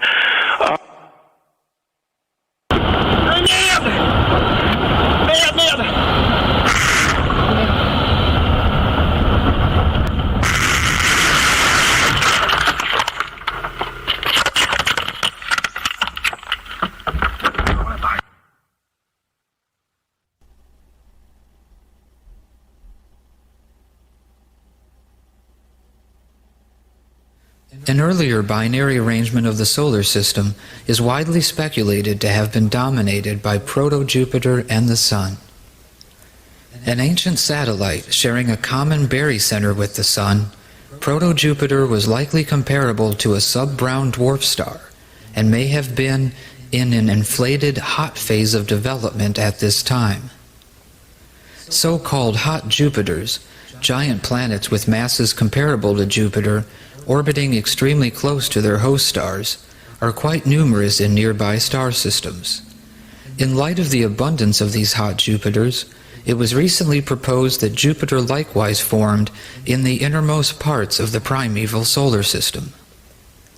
While the Jupiter we know has since cooled off and is now parked safely far away, the very fact that hot Jupiters exist in other systems at all is very real and remarkable, and suggests that the bodies in our solar system were not necessarily formed where we find them today. Indeed, an unresolved issue long besetting the Nice model is its inability to account for Saturn's relatively late arrival in the context of Jupiter's early formation and evolvement. Simulations consistently suggest that Saturn must have been either strangely absent or relatively far removed at this time.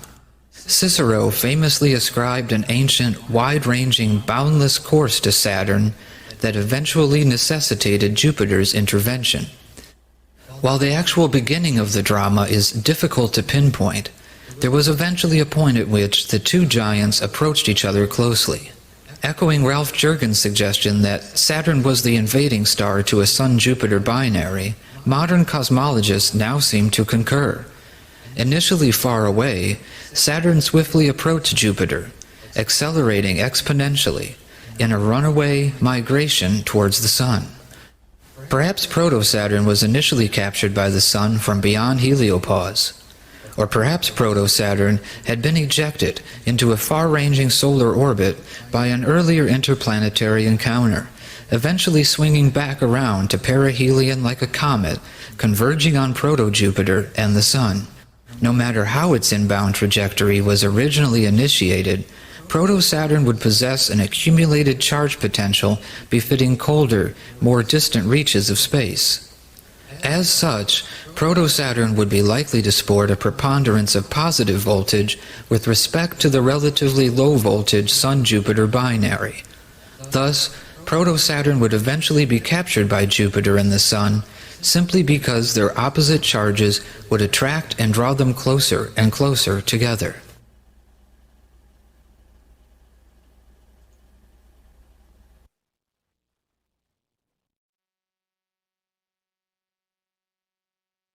About them as well, huge devastations that take place and wipe out life on Earth.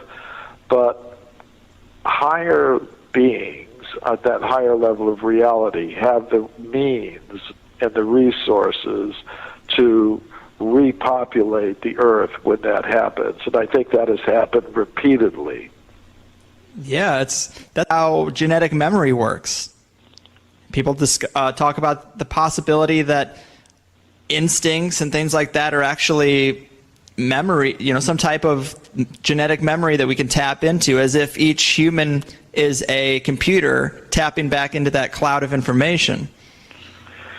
Yeah, something like that.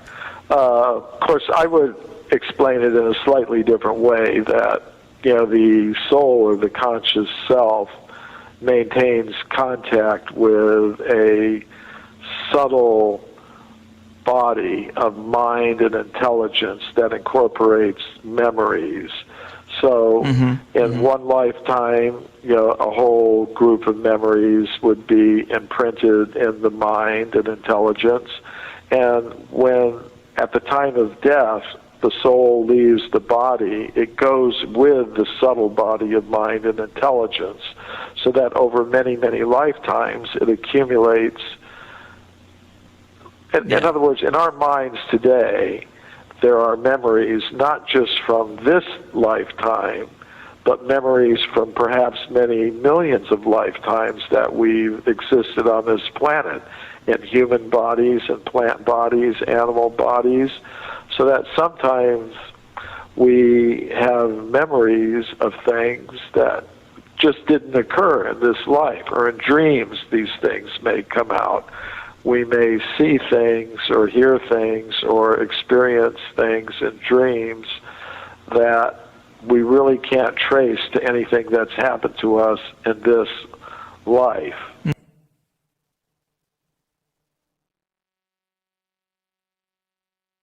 Where did the Earth come from? It is known that there are more brown dwarf stars than bright stars. Some astronomers have recently realized that a planet orbiting such a star closely could be the place to look for life. But brown dwarfs, like all stars, are an electric discharge phenomenon. Their visible diameter, like that of enormous cometary comas, is an electric discharge phenomenon and much larger than the star's solid surface. So the fundamental mass-luminosity relation used to derive the mass, age, and size of a star form the character of its light is inapplicable. Let me try that again. So the fundamental mass-luminosity relationship used to derive the mass, age, and size of a star from the character of its light is inapplicable. The electrical nature of stars removes the foundation of stellar astrophysics. However, a binary pair of brown dwarfs has been discovered, which allowed the determination of their masses and diameters by another method. The result was that both dwarfs are remarkably large in their masses, for their masses. About the same diameter as the Sun. That's about the same size as the coma of the comet Holmes. Their masses were said to be 35 to 55 times Jupiter's mass. The Sun is about 1,000 times the mass of Jupiter. Although the mass was not a measure of the amount of matter in a body, although the Sun is about 1,000 times the mass of Jupiter, although the mass is not a measure of the amount of matter in a body, another major spanner in the works of stellar astrophysics, brown dwarfs of that size are considered to be too small to initiate thermonuclear fusion. But that isn't so in an electric universe, where all bodies receive electrical energy from the galactic circuit. For example, consider Jupiter as an independent body moving in the galaxy inside its radiant plasma sheath, analogous to a cometary coma. It would be regarded as a brown dwarf star. And even if that glowing sphere were half the size of Jupiter's present magnetosphere, which is about 10,300,000 kilometers in diameter. Getting resources and sharing those resources and spreading them around. You know, it's not, for me, when I think about it as an archaeologist, it's not just the implements and the level of technology. It's the wider network that would have had to be developed to make that happen. You know, where the copper was coming from, how far away that was, and what I find students are always really surprised by is the extent of those kind of trade networks that we don't see again in this country until much later.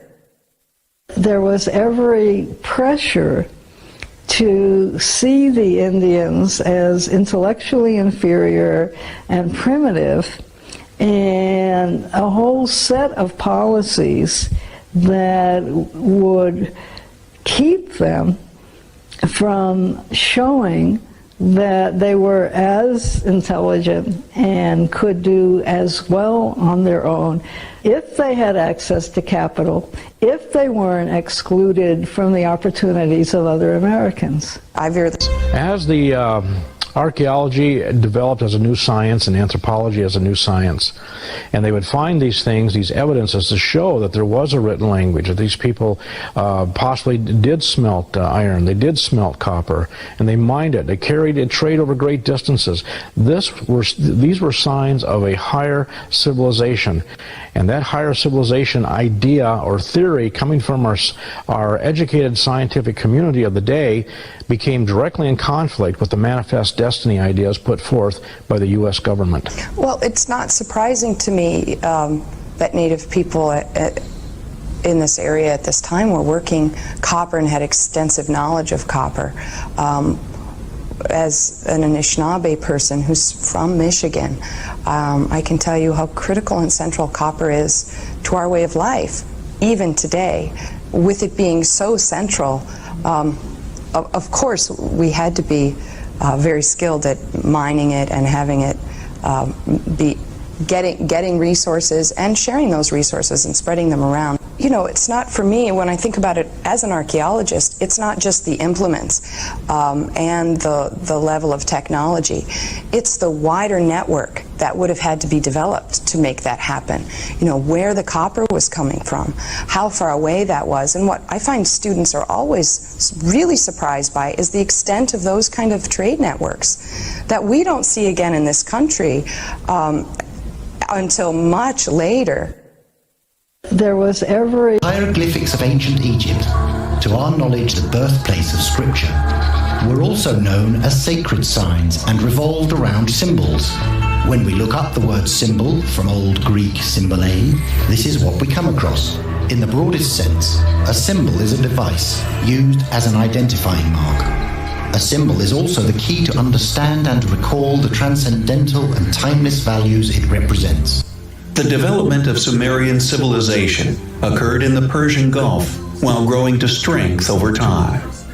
The plain of the land of Shinar is the territory that was renamed to Babylon after 2000 BC. These people lived in the Middle East on the territory we know as Iran and Iraq today. The Greeks gave it the name Mesopotamia, and which was commonly referred to as the land between two rivers. Most of this region lies in the modern state of Iraq. The tendency to the Nita gods and the Shemshu or Aku, and whom it is said appeared in Egypt from a submerged island. We also have to include the origins of the Hindu Naga, serpent deities, who also came from a lost island.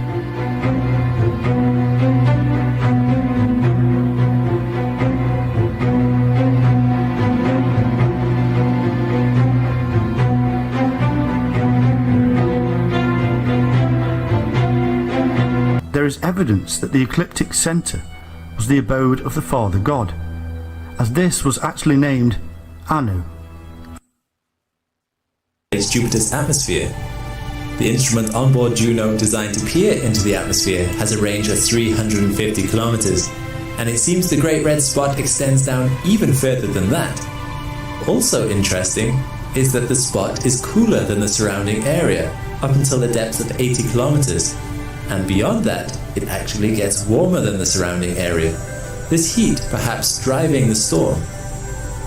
It has been theorized that the Great Red Spot is a permanent feature on Jupiter, but we've only had about 400 years to observe it so far, a mere blink in astronomical timescales. Looking over the poles, other possible permanent features have been observed. In contrast to Saturn, which has a hexagon on one pole and a single vortex on the other, Jupiter has 5 vortexes around the south pole and 8 around the north. It's hard to say exactly how permanent these storms are, as Juno has only been there for 3 years, and Juno was the first time we have really been able to have a good look at Jupiter's poles. Now this is end of it, according to them. Venus is inside the red zone, according to mainstream. Admit vice versa.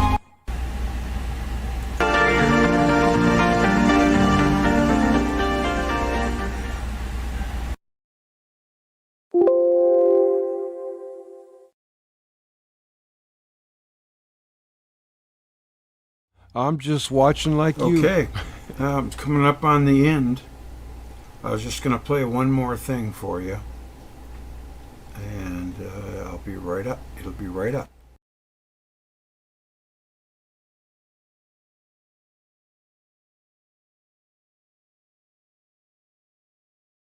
Should I do Elvis?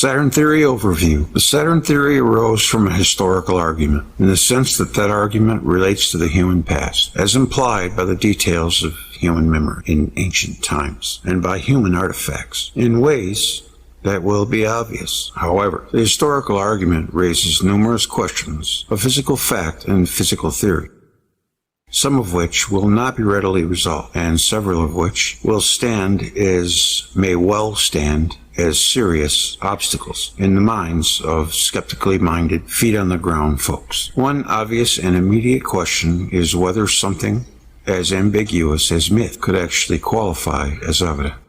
The historical argument focuses on points of agreement in the memories of widespread races, suggesting levels of coherence, often missed by historians and anthropologists, and raising the possibility that this coherence arises from a core of human experience that has been missed as well.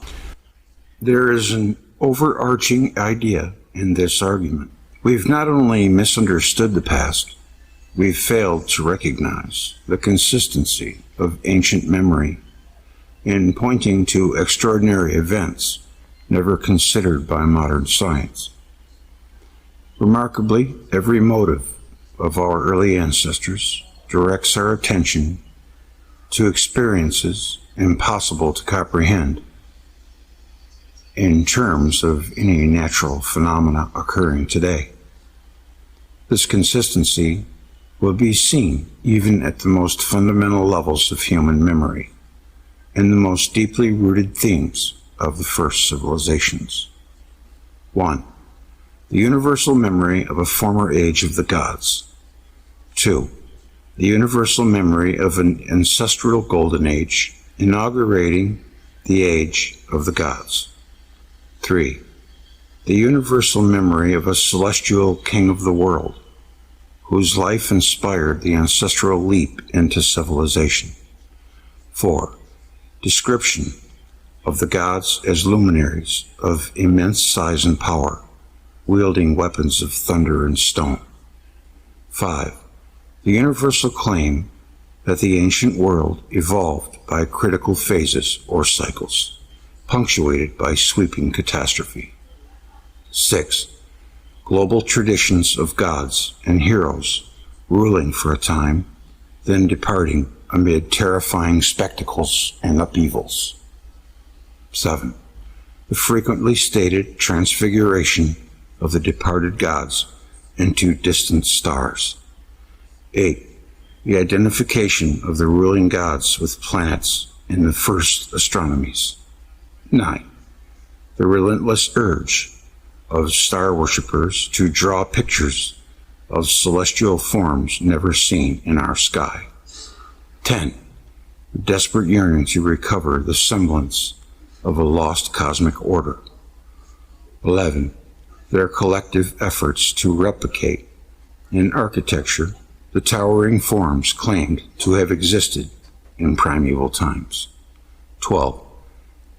Their festive recreations through mystery, plays, and symbolic rites of cosmic violence and disorder. 13. Their reputation through ritual sacrifice of the deaths or ordeals of the gods. 14.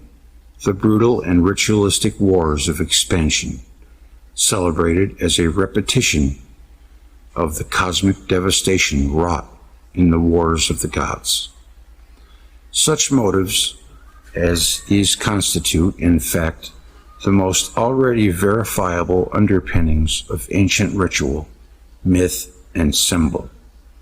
How strange that in our incessant glance backwards, the builders of the first civilizations never remembered anything resembling the natural world in which we live.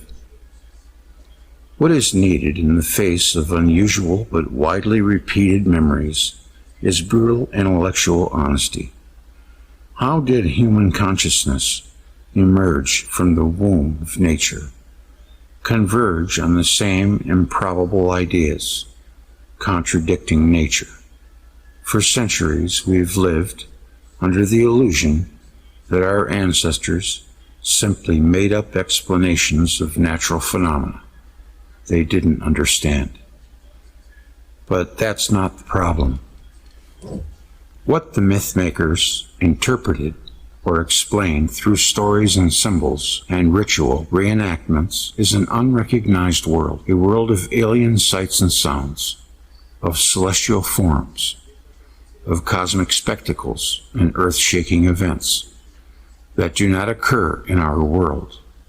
That is the problem.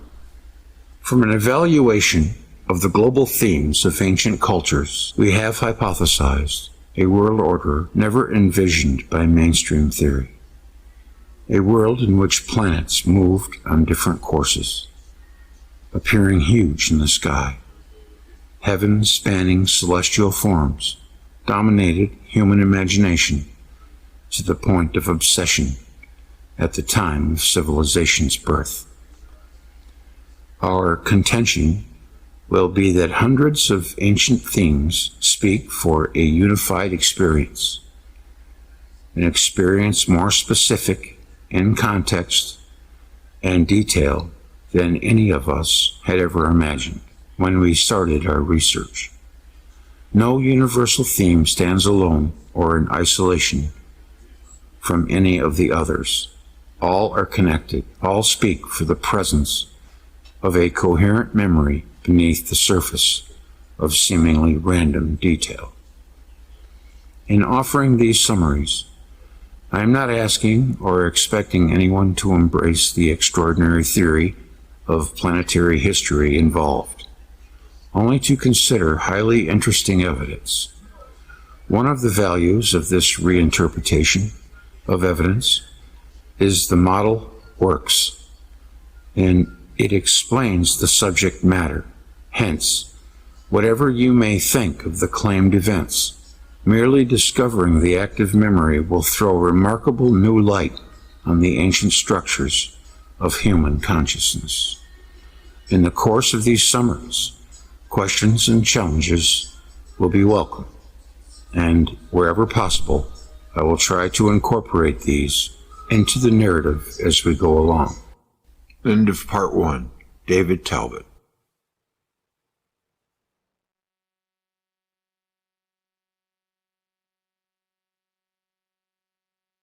Velikovsky's Comet, Part 2, Venus, Smoking Star. In arguing for the cometary character of Venus, Velikovsky cited Aztec records suggesting that the planet Venus shared the same title given a comet. The early traditions of peoples of Mexico, written down in pre-Columbian days, relate that Venus smoked, the star that smoked. The Estrella que humeva was Citlal Cholula, which the Spaniards called Venus. Now I ask, says Alexander Humboldt, what optical illusion could give Venus the appearance of a star throwing out smoke? Sahagan, the 16th century Spanish authority on Mexico, wrote that the Mexicans called a comet a star that smoked. It may thus be concluded that since the Mexicans called Venus a star that smoked, they considered it a comet. In Bob Forrest's mind, the Aztec references could have nothing to do with what may or may not have happened back in the mid-2nd millennium BC, because the references to Venus smoking came from the 16th century AD. In a number of instances, Aztec records say that Earth shook and the star Citlal Venus smoked. To account for the curiosity, Forrest simply accepts the guess of Alexander Humboldt, who suggested that the smoke related to the volcano Orizaba, situated to the east of the city Cholula, and whose glow, when seen in the distance, resembled or was symbolically related to the rising morning star. Forrest was apparently satisfied with the first guess he uncovered. All we have are some 16th century records which say every so often that the star smoked. But since the smoking seems frequently to be intertwined with earthquake activity, Humboldt's assumption seems reasonable. With that stated, Forrest moved on, never returning to the issue of the Aztec smoking star. A quite different approach would have been to explore the possibility of a broader Venus-Comet association. to see where the available evidence leads. Guided by this intent, Forrest would have quickly found, for example, that Aztec association of earthquake activity with smoking stars belonged to the general mythology of the comet among the Aztecs. Thus, with respect to the comets portrayed in the Codex Vaticanus and Codex Tellerano-Remensis, the respected authority on Mexican astronomy, Anthony Aveni, writes, comets are represented frequently by surviving historical documents, usually by a stellar image on a blue background with emanating streams of smoke. These usually signify that a person of nobility will die. For example, one picture of the death of the ruler Tenochtitlan followed the apparition of a comet. Later, another comet occurs, then an earthquake, all of nature's events being connected in the Aztec cosmic view. As I hope to demonstrate fully in this series of articles, the connectedness of these images derives from a universal substratum of myth, appearance of a comet, death of a great ruler, quaking earth, not in Mexico alone, but in one ancient culture after another. The Skywatchers repeatedly placed these unusual themes in juxtaposition. Despite this crucial fact, no comet observed by science has ever justified the symbolic connection. But Forrest seems unaware that the language employed in astrological texts and omens is drawn from ancient mythical images, following his mythological ground rules. Therefore, no records of portents in the sky recorded in the last 3 millennia would be of any relevance to Velikovsky's argument, even when repeatedly attached explicit cometary images to Venus. With respect to the image of the planet Venus as the smoking star in the Codex Tellerano-Remensis, Aveni offers his own attempt at an explanation. Perhaps a cometary object appeared near the planet. Of course, Forrest could just as easily have cited this guess, then dropped the whole issue. But is there something more worth investigating here? Throughout the Americas, including Mexico, natives called a comet the star with hair, or long-haired star, or main star, an appellation that fits comfortably with the global language of the comet. In fact, the long-haired star is the single most common phrase for the comet around the world, and our own word for comet comes from the Greek kametes, the long-haired star. Yucatec Maya dictionaries give a gloss for smoke star or main star.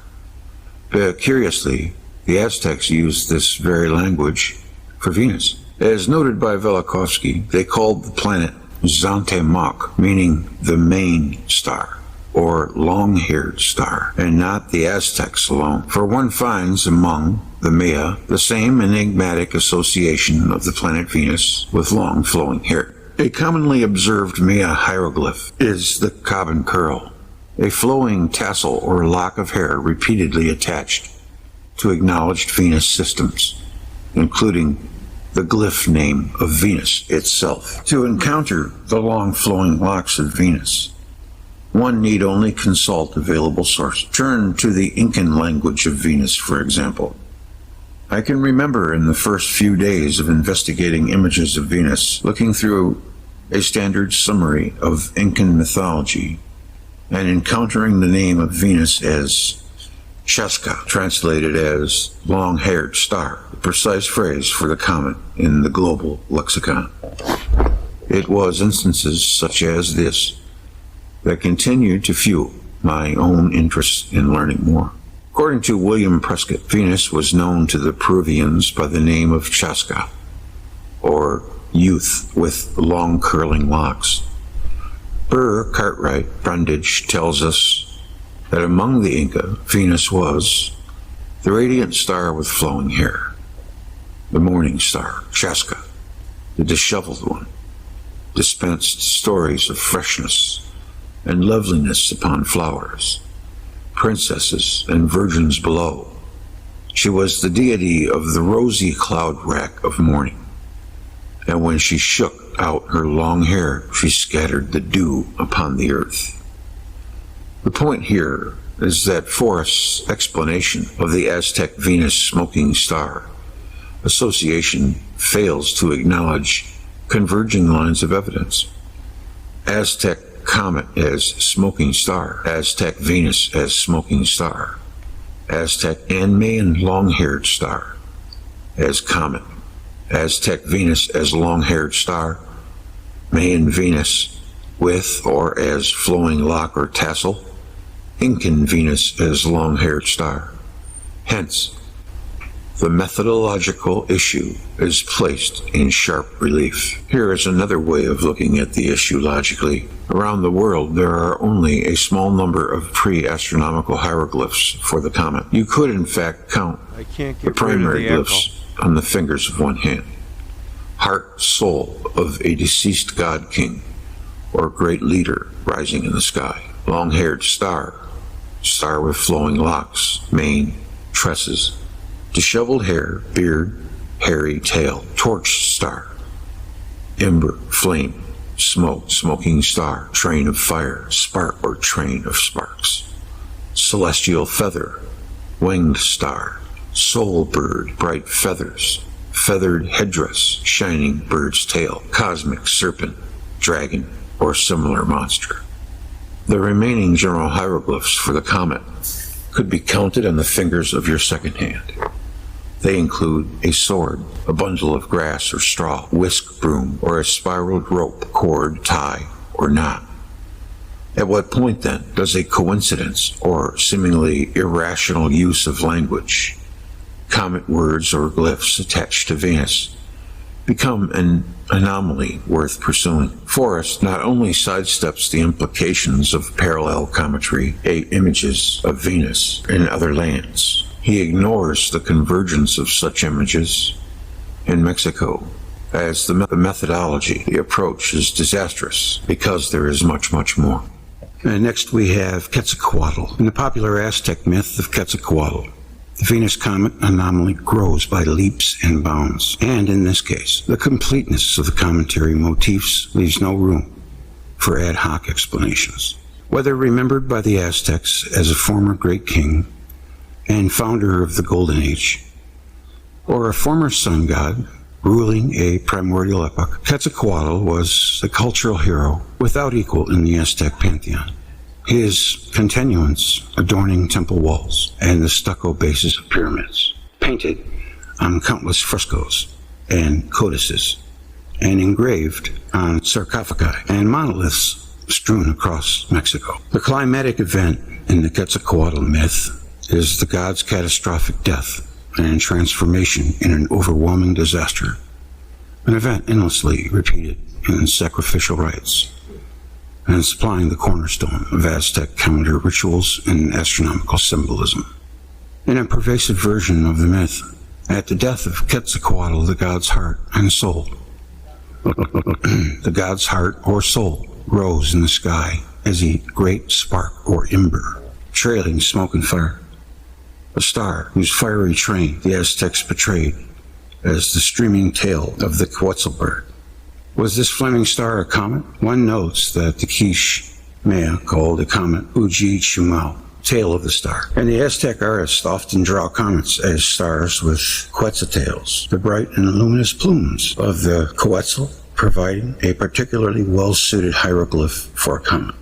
The symbolism accords well with that of other peoples. The Pawnee gave to the comet the name Paracas Kuka, feathered headdress, an appellation that proves telling. See later discussion of the plumed headdress in our next installment. In Africa, the streaming comet's tail was identified as the feathers of the nightjar, and the natives say of a comet, it is wearing streaming feathers. Astronomer Carl Sagan, or as well would say Carl Sagan, in his review of worldwide comet motifs, notes that comets are called tail stars and stars with long feathers. Germanic races called the comet the peacock's tail, while in China a comet was seen as both a peacock's tail and a pheasant's tail. Isn't it amazing how it seems like everything that we know comes from Saturn theory? It's just embarrassingly rich with evidence. The Quetzalcoatl's flaming or plumed heart soul meant a comet-like star that is substantiated by converging lines of evidence. Its cometary character, for example, would agree with a general tradition among the Aztecs that comets were the ascending souls of great chiefs. The Quetzalcoatl was the model of the good king. Gives perfect sense to the symbolic motif. The Quetzalcoatl was also the prototype of the Aztec shaman. That is, he was the celestial figure whose biography provided the general myth and symbolism of the shaman. It is thus worth noting that in South American lore, the soul of a shaman was believed to depart in the form of a comet. Noteworthy is the fact that a comet appearing sometime prior to the conquest of the Aztecs by Cortez was reckoned as a positive sign that Quetzalcoatl would eventually return to Mexico. To suggest that the heart and soul of Quetzalcoatl rose as a comet is simply to place the Aztec symbolism alongside a universal tradition. Cultures around the world proclaim the comet to be the soul of a dying king. Thus, we have listed this significant theme as number 1 in our short list of comet symbols above. See discussion to follow. But there is a problem here. While several variations on the story of Quetzalcoatl, the solar system, each is perfectly gigantic to their profound interest in astronomical drop of Saturn, Shamash, as per the typically commemorate dramatic events witnessed by human beings. If myth constitutes a created prominent celestial bodies, the pyramids were purposely patterned after a celestial prototype, the Akhet, and elaborately decorated with stars, and their single-minded goal, upon dying, was to return to a celestial hereafter wherein they hoped to be reunited with the great Mother Goddess and the imperishable stars. In the face of the abundant and unequivocal evidence attesting to their profound interest in astronomical phenomena, it stands to reason that Egyptian religion is fated to remain elusive until we gain additional insight into that culture's core beliefs regarding the stars and cosmos. The present monograph attempts to summarize the data at hand and reconstruct the celestial background and mytho-historical context of ancient Egyptian stellar religion. To read the standard works on Egyptian religion is to learn that the sun was worshipped as Horus, the moon as Thoth, Orion as Osiris, Sirius as Sothis, and the circumpolar stars as the imperishable stars. It is our contention that each and every one of these oft-cited identifications is erroneous, and should this claim be substantiated, it follows that modern scholars have thoroughly misunderstood the original astronomical context of Egyptian religion. Indeed, as we will attempt to document this monograph, the time for a thorough reevaluation of the available evidence is long overdue. Horus and the deceased king. Horus, the first king and the pattern of rule and authority, result of this magical transformation, which was held to occur within the Akhet. It was believed because the energy received on anybody within that, they have suggested that there could be satellites orbiting within the Betelgeuse globe.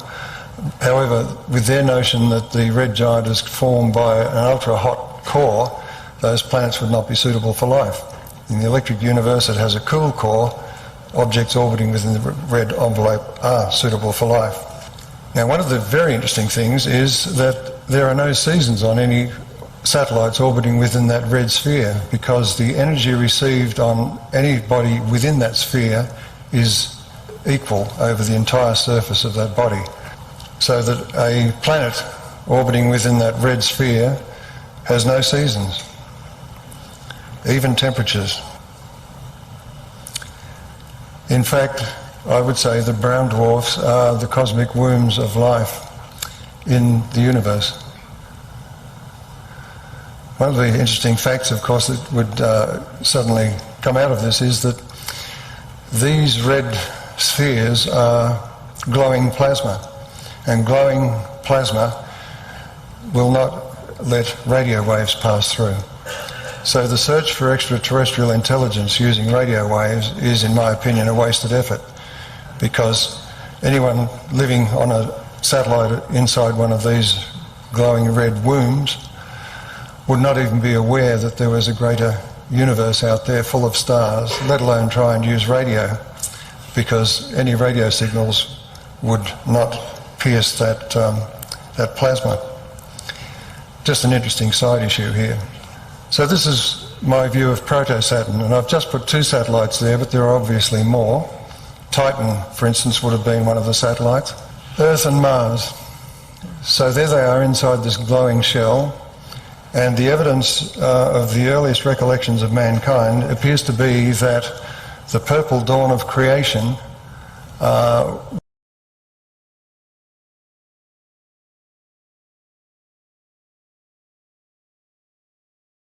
I just wish to add that de Grazia estimated, he made an estimation of how far the Earth was from Saturn. And some of you might be interested to know. It broke down to, it was 19 gigameters. And it turns out to be 11,700,000 miles away.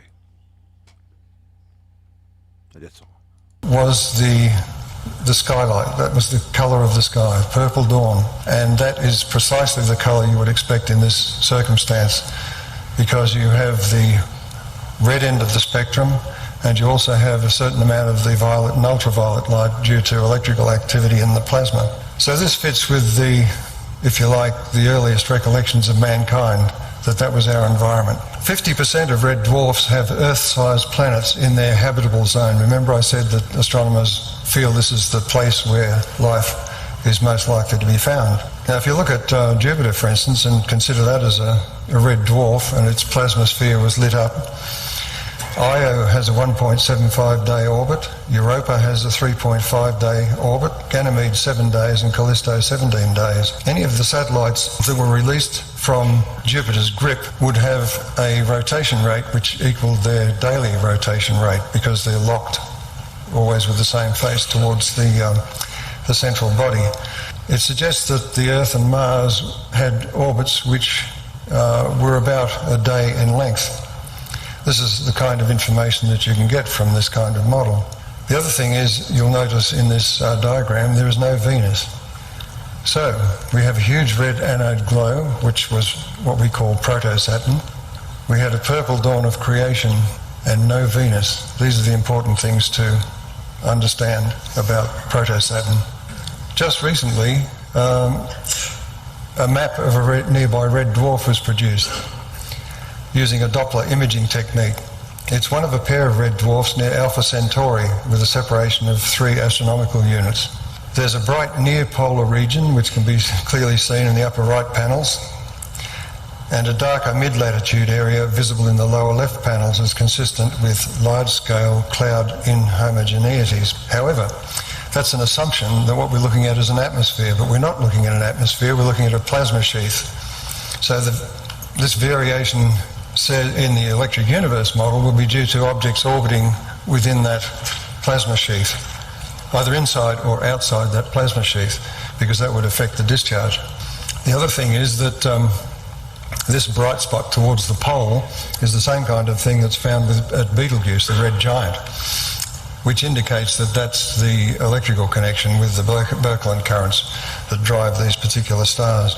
If I'm right, the patterns here should be more repetitive than weather patterns and without banding like Jupiter, which is undetectable so far by this technique, but you never know what they can do tomorrow. Red dwarfs and giants change in radius, which is not the kind of thing that you would expect if this is a normal body. However, this change in radius is the star's response to changes in its electrical environment. It's quite natural. It's a plasma effect. They also tend to flicker in brightness. All of this is indicative of a star lacking the stabilizing effect of the bright photosphere of bright stars. That's according to Don Scott's transistor model, that is a stabilizing influence in all bright stars. Red stars don't have that luxury. Proto-Saturn's capture. This is the interesting part of it. This took me decades to try and figure out, because the model of planets arranged with their poles in a line is unstable. There's no Newtonian theory to explain a daisy chain of planets. So it eventually dawned on me that what we had was a dynamic arrangement where Proto-Saturn, which is in this diagram over here, that's Proto-Saturn, and you can just see a few little brighter red dots behind it. They are the Earth and Mars and other satellites. That's meant to represent those satellites. The explanation came to me once I had realized that the stabilization of the planetary orbits as we see them today, why is the Newtonian system a clockwork system, or it appears to be a clockwork system, when you only have one force? Well, the answer is you cannot have a stable system with one force. There has to be a feedback mechanism. And as I explained the other day, you can change the mass of a planet or a star by either placing charge on it or taking charge away. And it occurred to me that a small star like Proto-Saturn entering the environment of the Sun would suffer a drastic change in its electrical environment, with a result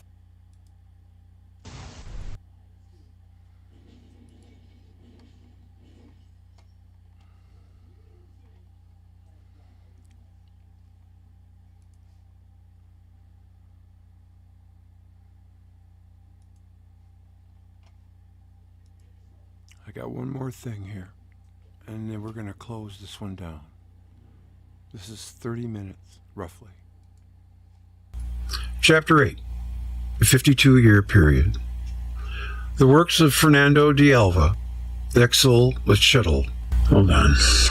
Ixtlilxochitl, the early Mexican scholar, circa 1568 to 1648, who was able to read old Mexican texts, preserve the ancient tradition according to which the multiple of 52-year periods played an important role in the recurrence of world catastrophes. He asserts also that only 52 years elapsed between two great catastrophes, each of which terminated a world age.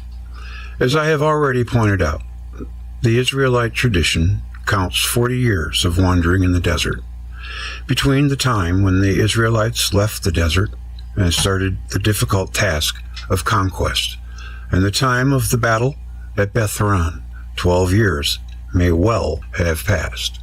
The conquest of the Canaan took 14 years, and the entire duration of Joshua's leadership amounted to 28 years. Now there exists a remarkable fact. The natives of pre-Columbian Mexico expected a new catastrophe at the end of every period of 52 years, and congregated to await the event. When the night of this ceremony arrived, all the people were seized with fear and waited in anxiety for what might take place. They were afraid that it would be the end of the human race, and that the darkness of the night may become permanent. The sun may not rise anymore. They watched for the appearance of the planet Venus, and when, on the feared day, no catastrophe occurred, the people of Maya rejoiced. They brought human sacrifices and offered the hearts of prisoners whose chests they opened with knives of flint. On that night, when the 52-year period ended, the great bonfire announced to the fearful crowds that a new period of grace had been granted, and a new Venus cycle started. The period of 52 years, regarded by the ancient Mexicans as the interval between two world catastrophes, was definitely related by them to the planet Venus, and this period of Venus was observed by both the Mayas and the Aztecs. The old Mexican custom of sacrificing to the morning star survived in human sacrifices by the Skiddy Pawnee of Nebraska. In years when the morning star appeared especially bright, or in years when there was a comet in the sky. What had Venus to do with the catastrophes that brought the world to the brink of destruction? Here is a question that will carry us very far indeed. End of subchapter. Jubilee. I shall postpone only a little giving the answer to the question just posed. First, I should like to find an explanation for the institution of the Jubilee year of the Israelite. Every 7th year, according to the law, was a sabbatical year during which the land had to be left fallow and Jewish slaves set free. The 15th year was a Jubilee year, when the land not only had to be left fallow, but had to be returned to its original proprietors. According to the law, one could not convey his land forever. The deed of sale was but a lease for whatever number of years remained until the Jubilee year. The year was proclaimed by the blowing of horns on the Day of Atonement. In the Day of Atonement shall ye make the trumpet sound throughout all your land. Sound throughout all your land. And ye shall hallow the 50th year, and proclaim liberty throughout all the land unto all the inhabitants thereof. It shall be a jubilee unto you, and ye shall return every man unto his possession, and ye shall return every man unto his family. Ever since, exegetes have labored over the biblical statement that the Jubilee year was to be observed every 50th year. The 7th sabbatical year is the 49th year, and the space of the 7 Sabbaths of years shall be unto thee 49 years, repeating itself every 50th year in the one case, and every 52nd year in the other. Comets do not return at exact periods because of perturbations caused by larger planets. The Mayas expected the return of a catastrophe every 52nd year, because that was the interval between two cataclysms that had taken place. It may be that the comet was actually seen again at such intervals. The Jews fasted and prepared themselves for the Day of Judgment on the earliest possible date of its return. The Mayas had their festival when the dreaded time had passed without harm. On the Day of Atonement, the Israelites used to send a scapegoat to Azazel in the desert. It was a ceremony of propitiation of Satan. In Egypt, the goat was an animal dedicated to Seth Typhon. Azazel was a fallen star, or Lucifer. It was also called Azazel, Azza, or Uzzah. According to the rabbinical legend, Uzzah was the star angel of Egypt. It was thrown into the Red Sea when the Israelites made their passage. The Arab name of the planet Venus is Al-Uzzah. Arabs used to bring human sacrifices to Al-Uzzah. Muhammad, too, in his early days, worshipped it, and even today the Arabs seek its help. On the day on which the Jubilee year was proclaimed, the Israelites dispatched a placating offering of a scapegoat to Lucifer. But what had Venus to do with the Jubilee and the atonement? End of subchapter. The birth of Venus. A planet turns and revolves on a quite circular orbit around a greater body, the Sun. It makes contact with another body, a comet, that travels on a stretched-out ellipse. The planet slips from its axis, runs in disorder off its orbit, wanders rather erratically, in the end is freed from the embrace of the body on the long ellipse, experiences similar disturbances. Drawn off its path, it glides to some new orbit. its long train of gaseous substances and stones is torn away by the sun or by the planet, or runs away and revolves as a smaller comet along its own ellipse. A part of the tail is retained by the parent comet on its new orbit. Ancient Mexican records give the order of the occurrences. The sun was attacked by Quetzalcoatl.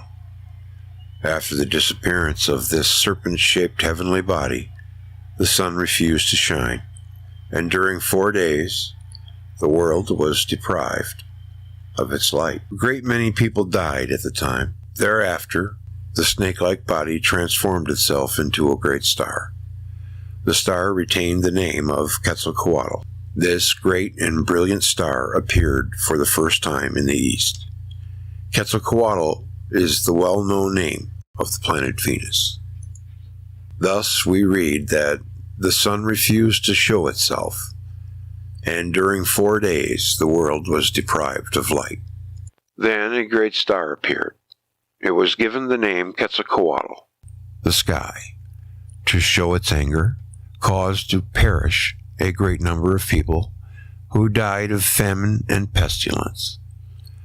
The sequence of seasons and the duration of days and nights became disarranged. It was then that the people of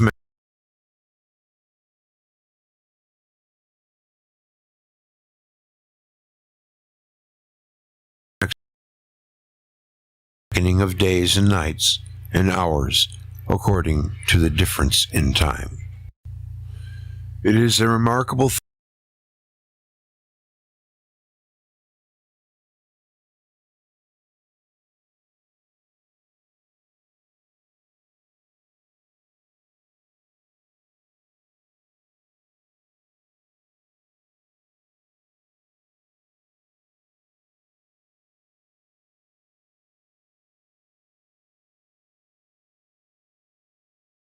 a great number of people who died of famine and pestilence. The sequence of seasons and the duration of days and nights became disarranged. It was then that the people of Mexico regulated anew the reckoning of days and nights and hours according to the difference in time. It is a remarkable thing, moreover, that time is measured from the moment of its morning star's appearance. Tel-les-Cal-Pantecutli, or the morning star, appeared for the first time, following the convulsions of the earth overwhelmed by a deluge. It looked like a monstrous serpent. This serpent was adorned with feathers. That is why it is called Quetzalcoatl, Gucumatz, or Kukulkan. Just as the world is about to emerge from the chaos of the great catastrophe, it is seen to appear. The feather arrangement of Quetzalcoatl represented flames of fire. Again, old texts speak of the change that took place at the moment of the great catastrophe of the deluge, in the condition of many constellations, principal among them being precisely Tel-les-Cal-Pantecutli, or Star of Venus. The cataclysm, accompanied by a prolonged darkness, appears to have been that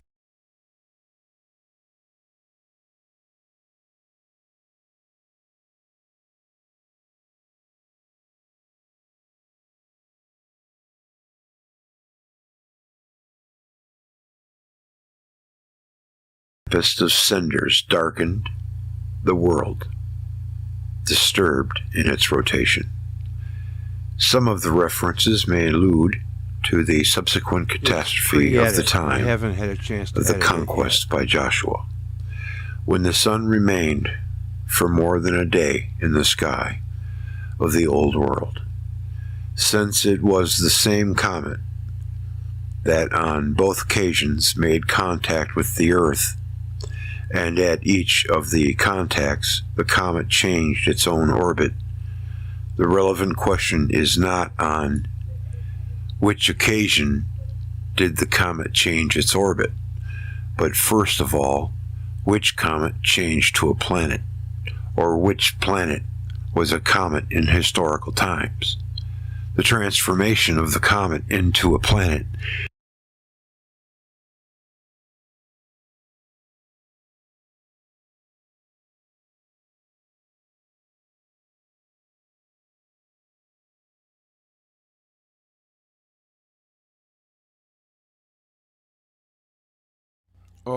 began on contact with the Earth in the middle of the second millennium before the present era, and was carried to a step further one Jubilee period later.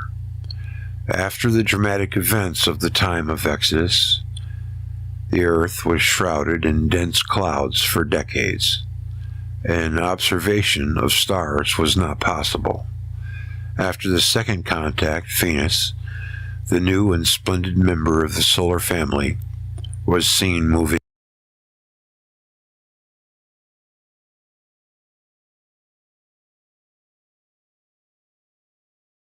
along its orbit. It was the days of Joshua, a time designation meaningful to the reader of the sixth book of the Scriptures. But for the ancients it was the time of Agog. As I explained above, he was the king by whose name the cataclysm, the deluge of OGGs, was known.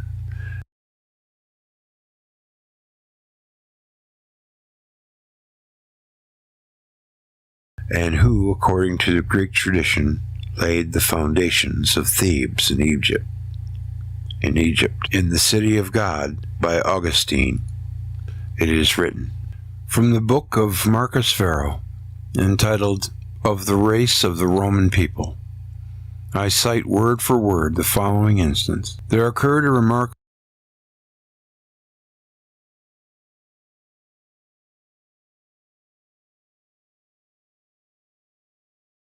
by Palladius and the lovely Hesperus by Homer. There occurred so strange a prodigy that it changed its color, size, form, course, which never happened before nor since. Adrastus of Cyasus and Dion of Naples, famous mathematicians, said this occurred in the reign of OGGs. The fathers of the church considered OGG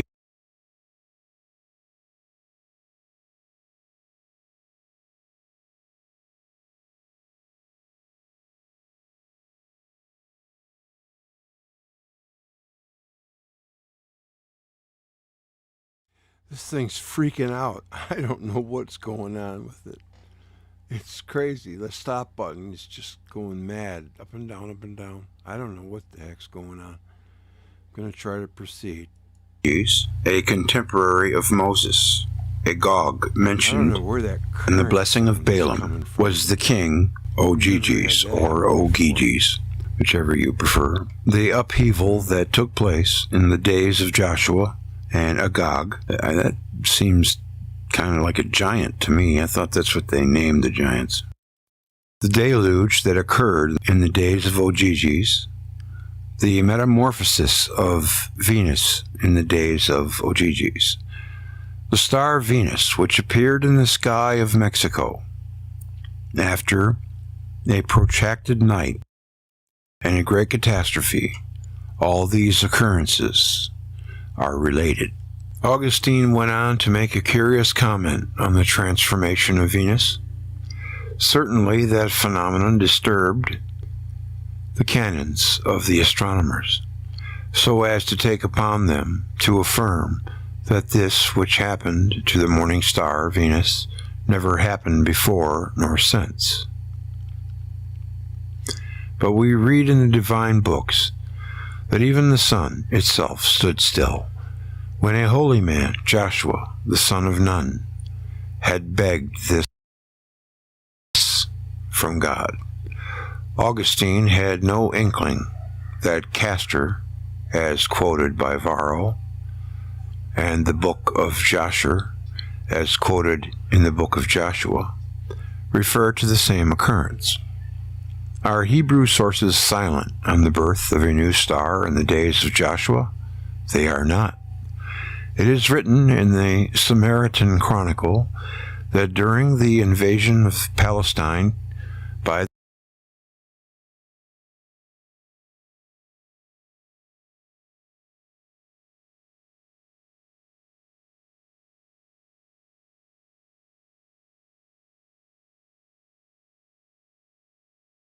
Joshua, a new star was born in the east. A star arose out of the east, against which all magic is vain. Brilliant star appeared in the days of Yahu. End of subchapter.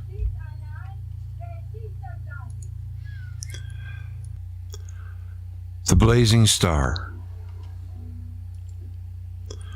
Plato, citing the Egyptian priest, said that the world conflagration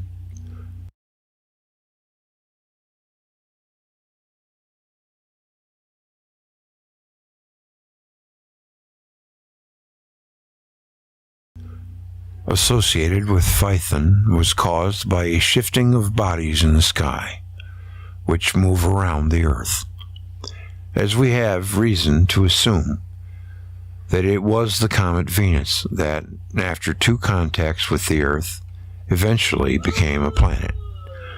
We shall do well to inquire, did Phaethon turn into the morning star? Phaethon, which means the blazing star, became the morning star. The earliest writer who refers to the transformation of Phaethon into a planet is Hesiod. This transformation is related by Hyginus in his astronomy. Where he tells how Phaethon, that caused the conflagration of the world, was struck by a thunderbolt of Jupiter, and was placed by the sun among the stars, planets.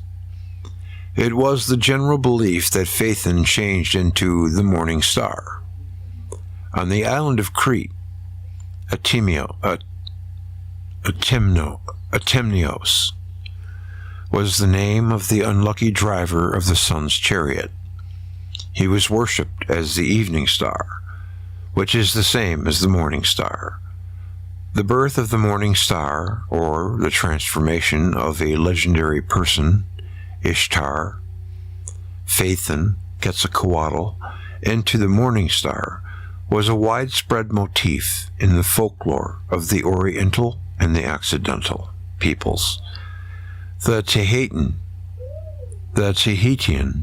tradition of the birth of the morning star is narrated on the Society Island in the Pacific. The Mangean legend says that the birth of a new star, the Earth, was battered. Legend says that with the birth of a new star, the Earth was battered by countless fragments. The Buryats, Kyrgyz, and Yakuts of Siberia, and the Eskimos of North America also tell of the birth of the planet Venus. A blazing star disrupted the visible movement of the sun, caused a world conflagration, and became the morning-evening star. This may be found not only in the legends and the traditions, but also in astronomical books of the ancient peoples of both hemispheres. End of subchapter.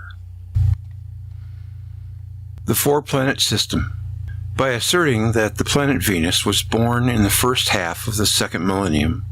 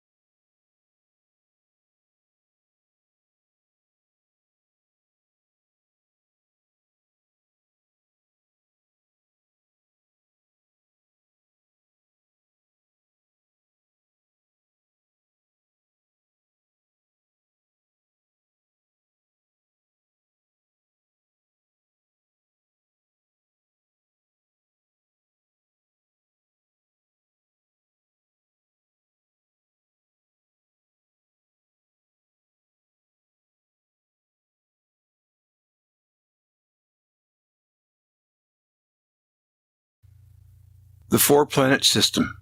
By asserting that the planet Venus was born in the first half of the second millennium, I assume also that in the third millennium, only 4 planets could have been seen, and that in astronomical charts in this early period, planet Venus cannot be found.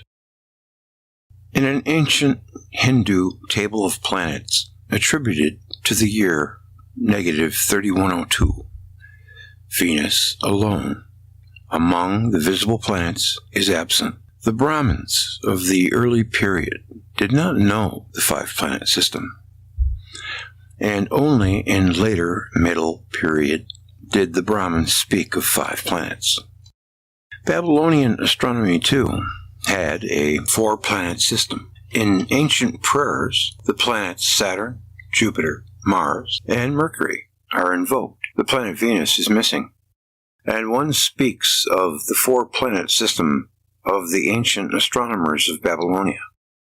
These 4-planet systems, and the inability of the ancient Hindus and Babylonians to see Venus in the sky, even though it is more conspicuous than the other planets, are puzzling unless Venus was not among the planets. On a later date, the planet Venus receives the appellative the great star that joins the great stars.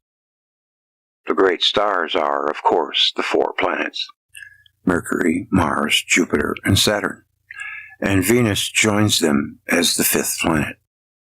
Apollonius Rhodius refers to a time when not all the orbs were yet in the heavens. End of subchapter. One of the planets is a comet. Democritus, circa -460 to circa -370, a contemporary of Plato and one of the great scholars of antiquity, is accused by the moderns of not having understood the planetary character of Venus. Plutarch quotes him as speaking of Venus as if it were not one of the planets. But apparently the author of the treatise on geometry, optics, and astronomy, no longer extant, knew more about Venus than his critics think. From quotations which have survived in other authors, we know that Democritus built a theory of the creation and destruction of worlds which sounds like the modern planetesimal theory. Without its shortcomings, he wrote, "The worlds are unequally distributed in space. Here there are more, there are fewer, some are waxing, some are in their prime, and some waning, coming into being in one part of the universe, ceasing in another part. The cause of their perishing is collision with one another." He knew that the planets are at unequal distances from us, and that there are more planets than we are able to discover with our eyes. Aristotle quoted the opinion of Democritus.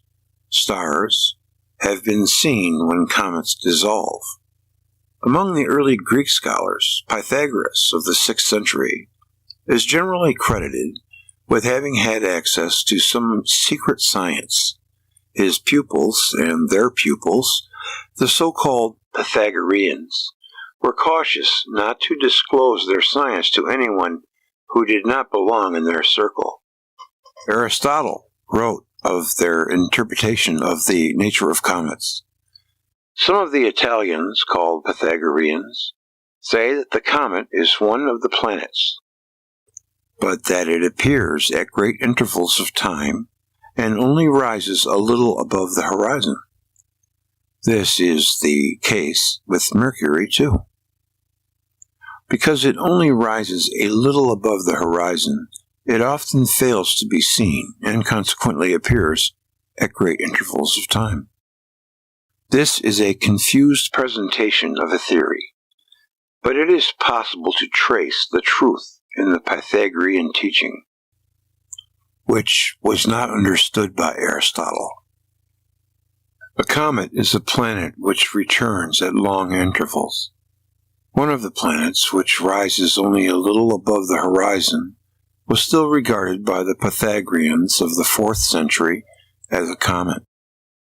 With the knowledge obtained from other sources, it is easy to guess that by one of the planets is meant Venus. Only Mercury and Venus rise a little above the horizon. Aristotle disagreed with the Pythagorean scholars, who considered one of the 5 planets to be a comet.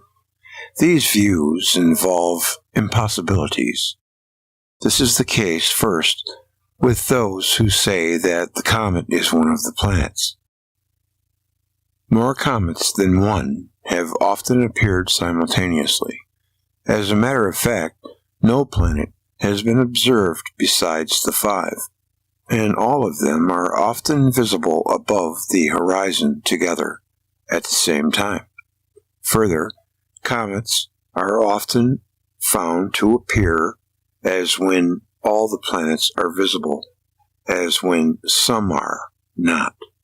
With these words, Aristotle, who did not learn the secrets of the Pythagoreans directly, tried to refute their teaching by arguing that all 5 planets are in their places when a comet appears, as if the Pythagoreans thought that all comets were one and the same planet, leaving its usual path at certain times.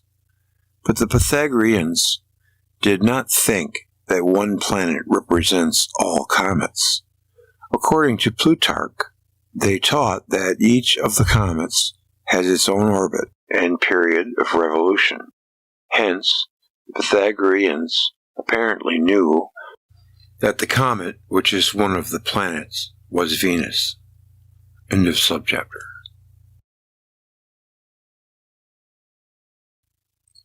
The comet Venus. During the centuries when Venus was a comet, it had a tail.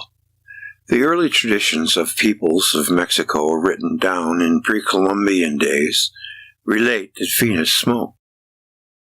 The star that smoked.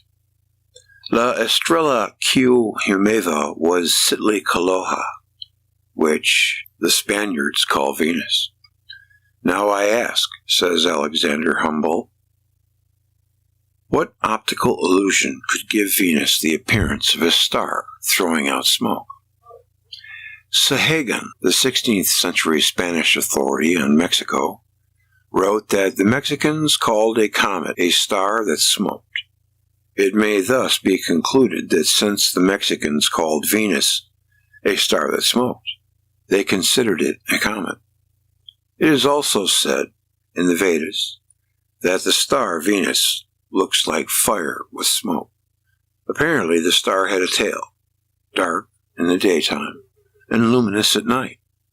In very concrete form, this luminous tail, which Venus had in earlier centuries, is mentioned in the Talmud, in the tractate Shabbat.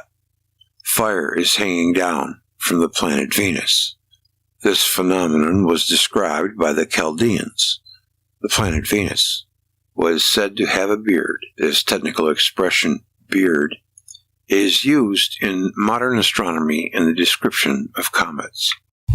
These parallels in observations made in the valley of the Ganges, on the shores of the Euphrates, and on the coast of the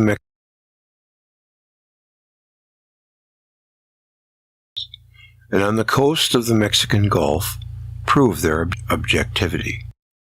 The question must then be put, not in the form, what was the illusion of the ancient Toltecs and Mayas, but what was the phenomenon and what was its cause? A train large enough to be visible from Earth and giving the impression of smoke and fire hung from the planet Venus. Venus, with its glowing train, was a very brilliant body.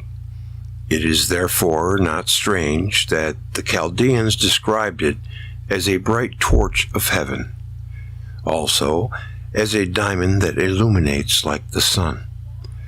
and compared its light with the light of the rising sun. You know, it's still luminous, even to this day, when you look at it through a telescope. At present, the light of Venus is less than 1/1,000,000th of the light of the sun, a stupendous prodigy in the sky. The Chaldeans called it. The Hebrews similarly described the planet. The brilliant light of Venus blazes from one end of the cosmos to the other end. The Chinese astronomical text from Su Chao refers to the past when Venus was visible in full daylight and, while moving across the sky, rivaled the sun in brightness. As late as the 7th century, the Sur Banipal wrote that Venus, Ishtar, who is clothed with fire and bears aloft a crown of awful splendor. The Egyptians, under Sethethus, described Venus, Sekhmet, a circling star which scatters its flame in fire, a flame of fire in her tempest, possessing a tail and moving on a not yet circular orbit. Venus was more of a comet than a planet, and was called a smoking star, or a comet by the Mexicans. They also called it by the name Tizan Makui, or the Main. The Arabs called Ishtar Venus by the name Sabaj, or one with hair, as did the Babylonians.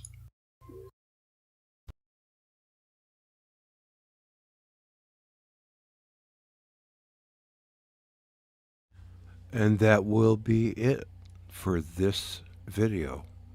I'm going to come out and say hello. We're going to stop this one and come back and shift gears a little bit. Where are you? There you are. Okay. I haven't been around in a bit, huh? I got you. I got to put you on TV. All right. Well, how did everybody enjoy that? Was that good stuff or what? Hello, Alchemy. Alchemy 88 is in the house. No center, no border. Secret Owl. Love that name. Oh, man, you would. Cytoplasmic nanobots. Oh, wow. That is really clever. Jasper Newcomb. Mad Villain 139. I like that name. Rutger Sturm. It always makes me think I'm drunk when I'm looking at it. Let's see. Alchemy and Janice was here just not that long ago. And Prime. See you there. Hello. I've gone up pretty. Renegade. Always good to see my buddy Renegade. All right, folks. Well, that's going to end this a version of the live stream marathon. And thank you, Raycar. Thank you. I thought, I tried to put it all in, order, having to do with Saturn theory. I didn't get off the tracks too much. But anyways, we're going to come back in about 5 minutes and shift gears. So I will see you later. Just look for the stream. It'll pop up. Thank you for coming.